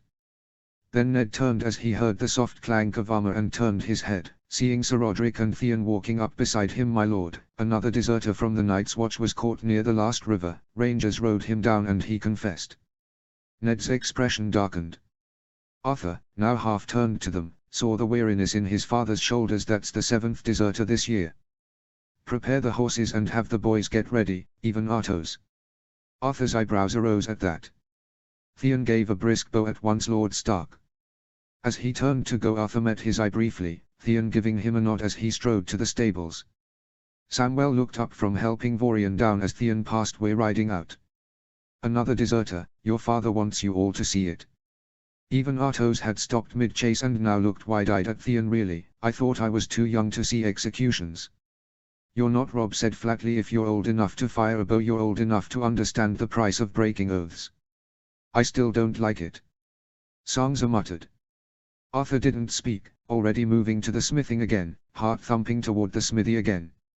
Arthur approached the rack that held the moons of Labor. His wolf armor gleamed in the light as he ran a hand across the breastplate, then took a slow breath and began to don the suit. Piece by piece the armor fit around him like snugly. Greaves buckled, the cuirasses strapped around his thighs, the vambraces slid into place, the gauntlets slid on, the claws fitting perfectly over his fingers. The gorget lined with dark fur against his collarbone. He gripped the helm and placed it aside for now as he lifted his hand and exhaled, activating the interface. Name, Arthur Stark. Race, human, reincarnated. Age, 16. Title, The Watchful Wolf. Health, 785/800. Stamina, 820/900. Magicka, 500/500. Attributes. Strength, 17. Dexterity, 24. Endurance, 20. Speed, 19. Perception, 22. Intelligence, 25. Willpower, 26. Charisma, 18. Skills. Water magic level 73. Frost magic level 71. Walk level 69. Reading and writing level 67. Stealth level 65. Strategy level 62. Bow level 60. Swords level 59. Dodging level 58. Blocking level 57. Heavy armor level 54. Smithing level 53. Blacksmithing level 51. Tracking level 48. Hunting level 47. Herbalism level 46. Languages, High Valyrian, Old Tongue, 4550. Arthur nodded to himself as he looked at his skills, tapping the relationship tab next. Family bonds. Ned Stark 95/100. Ashura Stark 98/100. Samwell 90/100. John 88/100. Rob 86/100. Sansa 80/100. Arya 83/100. Artois 77/100. Elia 75/100. Bran 78/100. Vorian 76/100. Edwyle 72/100. Theon 70/100. guarded trust, respect through bonding moments. His gaze remained on John. Their relationship had grown since the bandits' raids over the years. Animal bonds. Padfoot 97/100. Rumus 89/100. Killer 83/100. He flipped to the Faith and Reputation tab. Devotion the Old Gods 75%. Status with Old Gods followers, plus 25%. Status with Faith of the Seven Clergy, minus 15%. Status with Arla followers, minus 25%. Reputation. The North, revered / well-favored. The Riverlands, neutral / curious. The Vale neutral / curious. The Westerlands unfavorable / distrustful. The Stormlands neutral / respectful. The Reach curious / polite. The Crownlands neutral. The Iron Islands notorious / hated. Dawn respectful / approving. Arthur blinked at the Dawn entry, perhaps word of his helping that Dawnish woman and her son had traveled. He turned to his combat mastery tree. Dual wielding tree rank I. Offhand synchronization, passive. Your non-dominant hand now mirrors your dominant more effectively. All training gains in dual weapon control increased by 50%. Basic flow control, active. For 10 seconds, your left and right hands follow a mirrored rhythm, improving defense and attack sequences. Requirements. Defeat 10 training opponents using wooden or steel paired weapons. Reach dexterity 25. Rank I, complete. Rank 2 Twin Fang. Crosscut counter, active. After a successful parry, immediately strike with both blades in an X formation. Momentum shift, passive. Movement speed increases by 10% when alternating hands in combat. Plus 2 dexterity, plus 1 speed. Requirements. Successfully parry and counter 10 strikes using dual blades. Train in 2 paired weapon styles. Short sword and dagger, completed. Arming sword and hand axe, completed. Rank 2, complete. Rank 3 Dance of Steel. Relentless flow, passive. Each successful hit in a chain increases attack speed by 5% for 6 seconds, up to 25%. Spinning defense, active. Perform a sweeping spin that knocks back light enemies and deflects incoming projectiles. Plus 2 strength, plus 2 dexterity. Requirements. Defeat a trained opponent in real combat using dual weapons, Bandit Warlord verified. Complete training sequence without error under a combat master, Roderick Castle verified. Rank 3, complete. Rank 4 Phantom Blades, in progress. Description. You become difficult to follow. Opponents see one weapon coming, then feel the second before they can block. Unlocks, so far. Feint Mastery, passive. Feints become more convincing, enemies are 30% more likely to fall for false attacks. Twin Shade Step, active. Allows a rapid sidestep and strike from both weapons with ghost-like precision.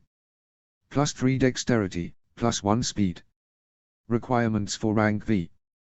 Win 3 duels against high-ranking fighters, 1/3. Master offhand strikes and dodges without guidance, progress, 61%. He closed his eyes and with a pulse of thought turned off the interface and headed outside. John turned as Arthur strode out of the smithy in full armor as Samwell whistled. "You planning to scare the deserter into repenting?" he asked as Rob grinned. Even his father, who was already mounted on his horse, raised a brow at the sight of his second son. "Is that your work?" Arthur nodded every plate. Ned looked him over once, then inclined his head, then wear it with pride. As the rest of his brothers headed to their horses and gear, Arthur swung his leg over Windshade, the stallion snorting, and tossed his mane as he pawed the ground. A low guttural huff made Arthur glance to his left. Rumus had passed silently from the far side of the yard, weaving around carts and barrels. The dire wolf was huge now, longer than the horse and nearly as tall. The guards and people stepped out of the way instinctively despite their familiarity with the wolves by now. The massive wolf padded alongside Windshade, nuzzling Arthur's greave affectionately before resting his head against Arthur's leg. "You've gotten bigger the last few weeks, keep this up and you'll be carrying me instead of Windshade." Rumus gave a soft puff, ears flicking as he scanned the courtyard. Hooves clattered behind him as the others joined. Jon was the first to ride up, Ghost trotting beside him. Robb followed on a chestnut charger, grinning as soon as he caught sight of Arthur's armor. "Gods, Arthur," Robb called out, "you planning to make the deserter shit themselves before they die?" "You're going to give our horses a fright," Jon said with a smirk. "The way that helm gleams, you look like a beast straight out of old Nan's stories." Samwell rode up beside them next, eyes wide as he took in the sight. "You look terrifying, in a good way." Robb grinned. "Terrifying is right. Next time you storm a bandit camp, they'll think the gods sent an actual demon to punish them." Arthur chuckled, tightening the strap on his gauntlet. "That's the idea. You're not going to start howling at the moon, are you?" Artois asked from behind them. He rode a pony still, though he pretended it was a destrier. "Because if you do, I'll laugh at you, a lot." Arthur leaned slightly in his saddle and gave a mock growl. Artois shrieked and kicked his horse to pull up beside their father and Theon. "Let's ride," Ned said as the door creaked open.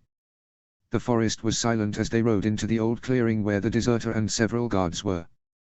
The deserter knelt in the center of the field. He was lean and ragged, with frost-bitten fingers and patchy fur laid over the black remnants of the Night's Watch cloak. Sir Roderick walked forward with ice wrapped in its scabbard. Ned dismounted first, stripping off his gloves as he stepped forwards. Arthur stood just behind him, flanked by Jon and Robb. Samwell's face was pale as Artois was held firm by Arthur's hand on his shoulder. When Ned stepped before the prisoner, the man looked up, tears frozen on his cheeks. "I know I'm a deserter, I know the penalty. I should have gone back and warned them, but I saw them, I saw the White Walkers." Ned said nothing as he stared the man down. "They're real," the man rasped, "the White Walkers are real. Tall and pale like ice, their eyes, gods, their eyes were like blue fire. They killed Darian and Edric as I ran. I ran because there's no stopping them." Jon's jaw tightened as Robb's eyes flickered to their father. "Tell my family I wasn't a coward, tell my friends I didn't run for my life, I ran to warn the realm. That's all I wanted." "You said your words?" Ned asked, giving him a long and steady look. "I did," the man nodded. Ned turned to Roderick, drawing ice with one smooth motion. The great sword sang as it came free of its scabbard, dark steel glinting in the air. Artois flinched as Arthur knelt by him, eyes forward. "Father will know if you look away," Arthur said gently. Artois bit his lip but did not look away. "I, Lord Edark Stark of Winterfell and Warden of the North, do sentence you to die." He raised ice and a heartbeat later the sword came down with a single clean stroke, removing the head as the body slumped and blood spread over the snow. The others began to turn away as Ned sheathed the great sword, Arthur taking one final look at the headless body before walking back to Windshade, Rumors falling into step beside him. Behind him Ned approached Artois, who had not moved from where Arthur had left him. "You kept your eyes open," Ned said quietly. Artois nodded, eyes still fixed on the red-stained snow. "He said he was the White Walkers and he ran to warn people." Ned knelt so he could meet the boy eye to eye. "Do you know why I did it?" Artois swallowed. "He was a deserter."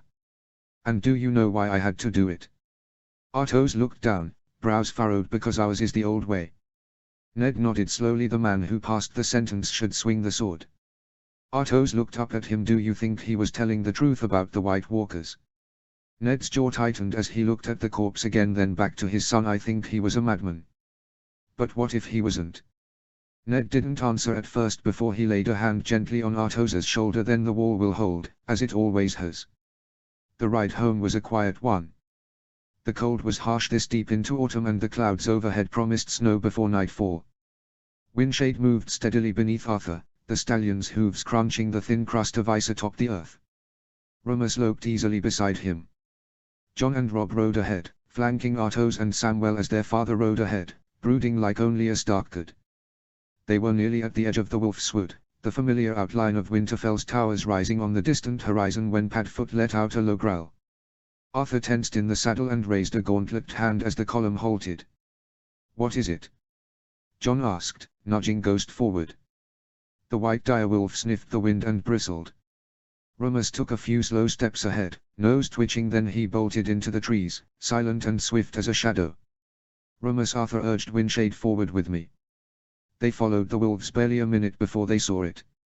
A stag, a large one, lay twisted and ruined across a patch of snow-mottled earth. Its guts were spilled, antlers snapped at odd angles. Something had torn it to pieces. The direwolves circled uneasily, even Ghost seemed unsettled. "What in the seven hells?" Rob murmured. But it got worse. Arthur spotted the trail, blood led away in long heavy smears, a dragging wood maybe. They followed the path 30 yards deeper into the woods. There, curled against the base of a rock outcrop and still partially upright, lay a lion. Not a mountain lion or a panther, but an honest-to-God's lion. Gold-maned, heavy-bodied and massive even in death. Its ribs were shattered, one eye was gone and its fur was blooded, torn and tangled with snow and frost. And jutting from its open mouth was one of the broken antlers. Everyone stood stunned. "That's a lion," Samuel whispered. "A proper one. They have not been seen in Westeros in 100 years, they are supposed to be extinct here, except for the few in the Westerlands." Arthur dismounted slowly, staring at the carcass. "This doesn't make sense. How the hell did a lion get this far north and through the neck? It couldn't survive the snow, much less the journey." And then Artos spoke, soft and uncertain. "The stag killed the lion." Everyone turned to look at him as Arthur blinked. "What?"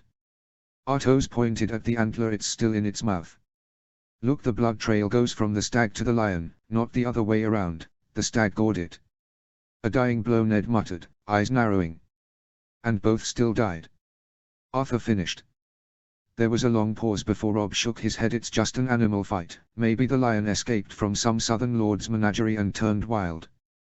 "Maybe," Ned said, but his voice lacked conviction. Arthur didn't move. The image refused to leave him. A dying stag, a pierced lion, blood in the snow. Symbolic, too symbolic. Jon muttered. "The gods speak in signs, old Nan says so." Artos said. Theon rolled his eyes. Arthur finally stood, his hand resting on Ramesses' thick fur as he turned to his father. "What do we do with them?" Ned took a long breath. "Burn them." Roderick frowned. "Burn them, my lord?" Ned nodded. "Aye, my lord." Roderick muttered. Arthur frowned as he stared at the lion's glazed-over eyes. Whatever this meant, it was not a good omen. Arthur sat atop Windshade as they passed through the gate, Ramesses trotting beside him. The great black direwolf moved with eerie grace for something so large. His father had barely spoken since finding the lion and stag. Artos slid off his pony and patted the neck of Sir Howler, who gave a quiet huff before darting off to the kennels. Ned dismounted calmly, speaking to no one as he turned and walked toward the Godswoods. No one followed him. Ashra watched her husband go with furrowed brows. She didn't call after him, she knew that look too well, before she noticed the way Artos vanished up a set of stairs, smile vanishing as she saw the stiffness in his shoulders and the way he didn't join the others. Arya and Sansa were playfully bickering nearby. Bran and Edwyle scampered toward the kitchens as Rob threw an arm around Jon and laughed as Elia picked up Vorian. Even Arthur stayed to joke with Samwell about Ramesses nearly scaring a visiting lord to death. But Artos vanished without a word.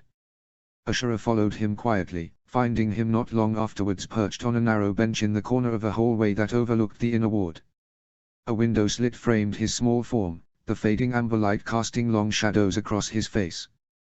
One hand rested on Sir Howler's head, the direwolf curled protectively at his side and the other picked idly at a loose thread in his sleeve. Ashura approached without a word, stepping gently beside her son. "You know, that's my favorite spot when I want to sulk." Artos's head jerked slightly. "Not sulking," he grumbled. Ashura smiled as she reached him, easing down beside him on the bench. She ran her fingers through his dark brown hair, fingers gently untangling a knot as he leaned in to her touch almost involuntarily. "No," she asked lightly. "Then what do you call staring dramatically into the wind?" Artos shrugged, thinking. The noble tradition of grumpy thinking, very manly." He snorted softly. "I'm not grumpy either." Ashura hummed, brushing a few wayward strands from his forehead, then kissed the crown of his head. "Of course not." A beat of silence followed. Artos sat a little straighter but didn't pull away. "I'm just..." he hesitated, then muttered, "not that good with weapons, that's all." Ashura paused, her hand still in his hair. "Who said you had to be?" He didn't answer right away, his haze still fixed out the window, watching the courtyard where his older brothers joked with guards and stable hands, their swords glinting as they were handed off. "Samwell's the smarter brother," Artos said finally, his voice low. He can read every book in the library and remember it. Arthur, well, he's Arthur. People say he's already one of the best swordsmen in the north. Jon's got perfect aim even when he's on horseback. Rob's always 3 steps ahead of people in sparring matches. Even Arya beat me with a wooden sword last week. Ashura listened, her hand never leaving his hair, her other arm coming to rest across his shoulders. I can barely fire a bow, Artos mumbled. And I swing a sword for too long and my arms start to shake. Ashura's expression softened. So you think you're falling behind? Artos didn't answer, but the way he hunched told her enough. She pulled him closer and kissed his brow. You know, I remember a time when Smael could barely lift his great sword without staggering. That made him blink and glance up at her.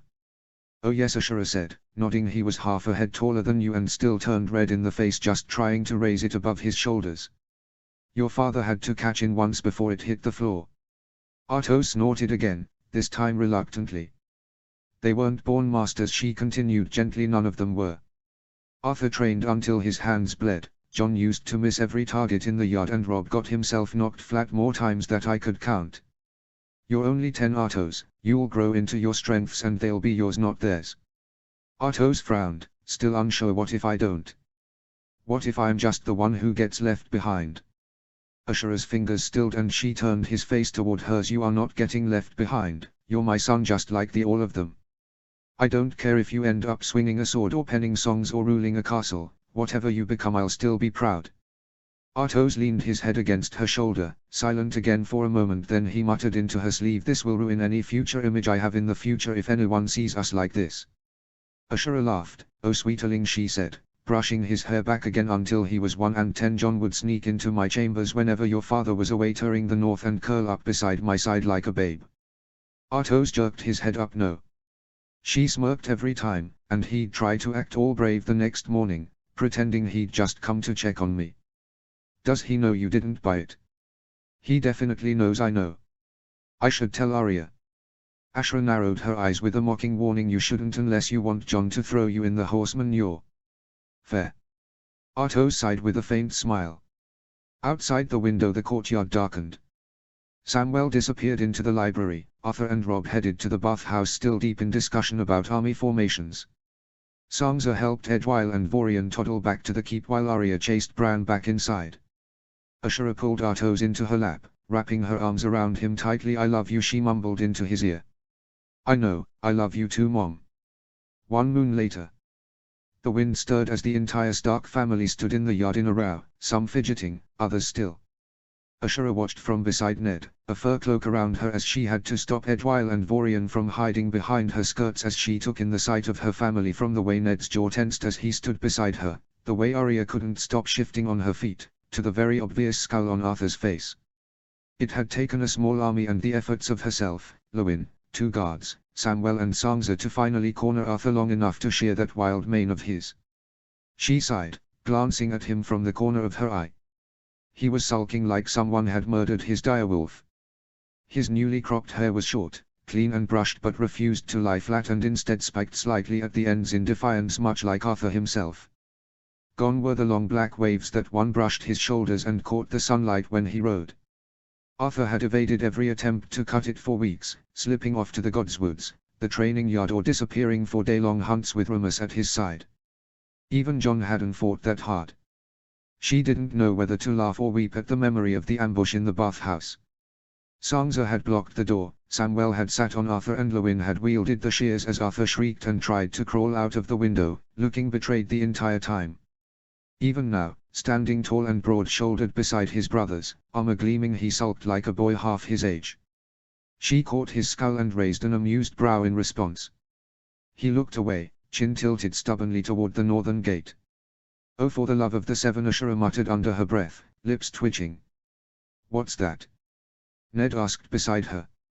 Nothing, just admiring our son's ability to hold a grudge over a haircut. Ashura said as the corner of her mouth curved upward.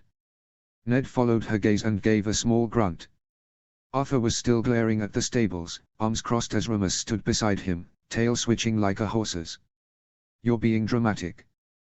Jon said mildly from beside him. Easy for you to say, you didn't get ambushed by your own siblings with a pair of sheep shears. Arthur grumbled. Samwell smothered a laugh. You had 3 chances to sit down and let mother cut it, you vanished all 3 times. I was busy. Busy hiding in the kennels? Robb asked with a smirk. I was training Remus.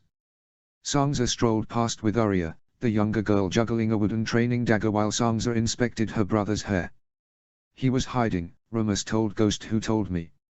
Remus did not, Arthur began, but Arya was already skipping away.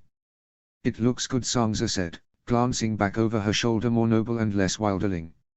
Arthur groaned and threw his head back. You're all traitors. You're just upset mother kissed your cheek in front of the stable hands. Jon said, clearly enjoying himself. That will go down in legend. Robb added. Samwell gave Arthur's shoulder a gentle pat. Honestly, you still look terrifying in full armor. Thank you, Sam. Arthur muttered. You're welcome, especially since the last time you tried to swing Dornbirn indoors you knocked over a bookshelf. That was one time. It was the library. Ashra looked over at them. Enough squabbling, she said, tone amused but firm. You'll be in front of a king soon, try not to act like a pack of gossiping ravens and more like children. The children straightened instinctively, even Arthur. The thundering of hooves on stones heralded the arrival of the royal family as the procession came into view, sunlight flashing off armor, the banners of House Baratheon and Lannister flying proudly over them. At the head of it all, King Robert Baratheon rode atop a poor, overburdened horse that looked ready to drop dead on the spot. Arthur blinked. That poor fucking horse, he muttered under his breath. Samwell snorted beside him, then quickly turned it into a cough, covering his mouth. Ashura flicked her eyes toward them sharply, not having caught the words but clearly suspicious. Arthur straightened, feigning innocence as Sam rubbed his nose, fighting a grin. Sansa, standing by them, had gone still suddenly. Arthur followed her gaze just in time to see the Crown Prince offer her a polished smile from horseback. Sansa flushed crimson. Robb made a noise low in his throat as Arthur glanced sideways at his younger brother, Robb glaring at the prince. Arya rolled her eyes and muttered up. Robert swung himself from the saddle with a grunt, boots hitting the stone with a thud that echoed through the courtyard. He looked broader than Arthur imagined, larger than life even off his war horse, his black beard streaked with grey, belly pressing against his surcoat like a sack of flour tied too tight. 7 hells, he's a walking ale barrel. Artos whispered. This time Sam's cough turned into a full snort as Ashura's fingers twitched at her side. She knew they were whispering something. All kneel. A herald cried. They obeyed, heads bowing low, the courtyard falling into solemn silence save for the rustle of cloaks and the clank of armor. Robert grinned, waving a hand lazily. Oh, get up, get up. Gods, Ned, look at you, you got fat. That was a half-second of silence before Ned gestured to Robert's bulging gut. Robert laughed, a booming belly-deep sound that echoed off the stones and shattered any remaining stillness in the air. He clapped Ned on the shoulder hard. Ashura stepped forward then, her dark hair coiled in elegant braids as she gave a curtsy. Your Grace. Robert gave her an appreciative nod, eyes softening. Ashura, still a rose blooming in the snow. Gods, it's been too long. Nearly 17 years. Ashura said. Too long, Robert said, looking down the line. And these are all yours. Ashura inclined her head once as Robert turned to Samwell first, brow lifting. You must be the heir. You've your father's height but I see your mother's eyes. 7 help us if you take after her family's sword work. Sam flushed but bowed politely. Your Grace. Robb turned his gaze and for a long moment it landed squarely on Arthur. And you must be the one they whisper about all around the realms. Arthur Stark, named for the Sword of the Morning. They say you'll outdo your uncle's legacy in a few years. Arthur straightened, chin up. They whisper too much, Your Grace. Robert barked a laugh. Well said. Gods, look at him, purple-eyed like a Dane but he stands like a Stark. Ned, I might have to steal this one for the Kingsguard. You'd have to fight his direwolf for him first, Ned said dryly. Robert chuckled then swept his gaze across the rest. He gave Jon a brief nod of interest, eyeing the bow slung at his back, then paused at Robb still scowling at Joffrey, clearly amused. His gaze lingered a bit longer on Sansa who dipped into a second curtsy, cheeks still flushed. Lovely, he muttered. Then the king's eyes moved down the line to Arya, who stood with her arms crossed and eyes narrowed, Artos, who stared openly at the lion and stag sigil, Elia, who was clutching Arya's hand and trying not to trip on her cloak, and then on Bran, who was bouncing on his heels, eyes wide with wonder. At last Robert's gaze fell to the youngest. Vorian and Edwyle clung to Ashura's skirts, Vorian peeking out shyly, Edwyle sucking his thumb before realizing what he was doing and quickly wiping his hand on his sleeve. Robert blinked, then laughed loud enough to startle the horses. "By the gods, Ned, it's true what they say. You've a litter of your own like a wolf." Ashura gave him a small serene smile. "We prefer pack, your grace." Robert let out another deep chuckle, wiping at the corner of one eye. "I suppose you do." Cersei Lannister finally stepped out of the carriage with her two youngest behind her. Arthur had heard she was the most beautiful woman in all of the Seven Kingdoms, but Arthur couldn't help but be disappointed. With all her beauty he could still see the sneer in her eyes. He couldn't help but find her ugly at that moment. Ned turned beside Ashura as the two kissed her hand. "Your Grace," Ned said. Cersei looked them over as one might inspect a hound before purchase, her mouth curved into something too small to be a smile. "You honor us with your presence," Ashura added. Cersei said nothing in return, only glancing at her brother, who had dismounted from his horse. Robert, now halfway toward the steps, turned back toward Ned and barked, "Come, walk with me. I will pay my respects." Ned hesitated, casting a look back at his family as Ashura gave a faint nod, then herded Vorian and Edwyle inside with the help of her oldest children. With a sigh, Ned fell into step beside his oldest friend as they descended into the crypts.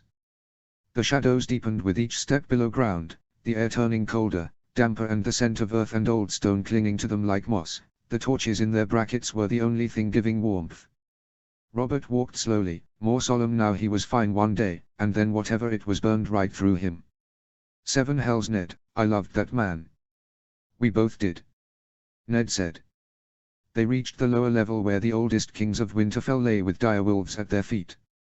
The torches flickered over their stone faces, eyes staring into silence. Robert exhaled hard. "I thought we'd never get here," he said, half to himself. "All the talk about my 7 kingdoms, sometimes I forget your part is as big as the other 6 combined." He looked over his shoulder at Ned, face incredulous. "It snowed on us, Ned."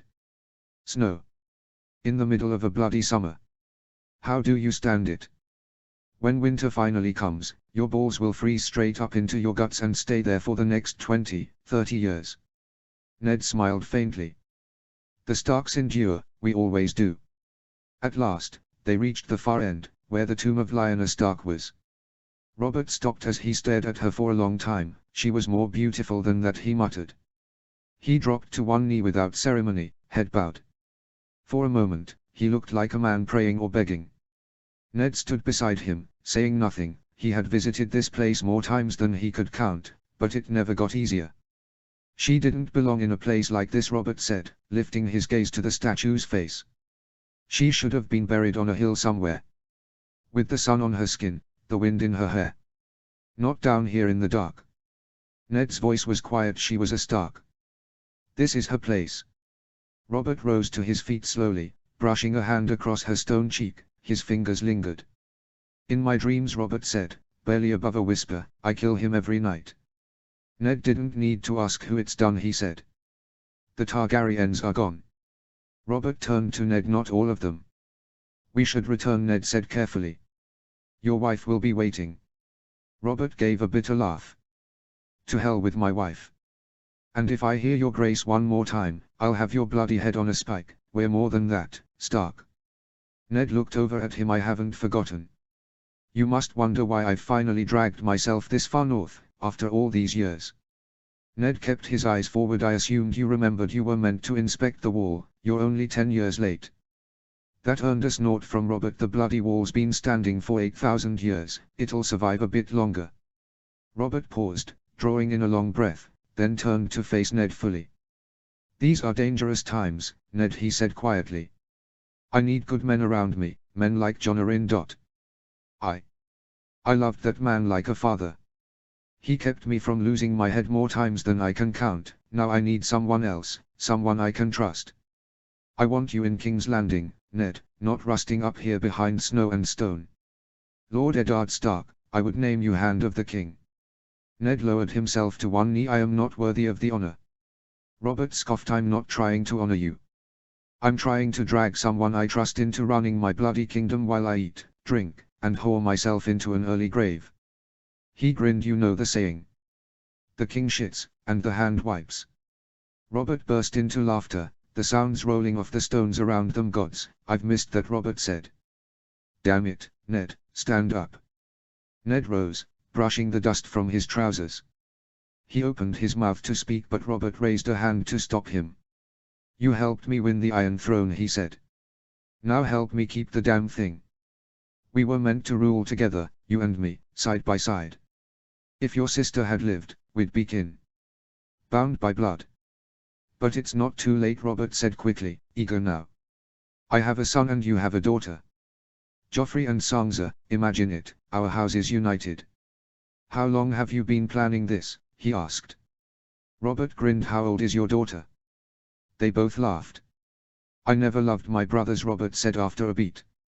It's a sad thing to admit, but it's the truth. You were my brother, Ned, the one I chose. We were meant to be a family. I don't know what to say. Say yes. Ned hesitated. If I could have some time, he said cautiously. To consider these honors and speak to Ashera, maybe sleep on it. Robert nodded. Just don't take too long, I'm not a patient man. Ned offered a smile, but his eyes wandered past Robert's shoulder, toward the statues lining the shadows beyond the courtyard. His ancestors stood there in silence, and for a second Ned felt as if they didn't approve. The end.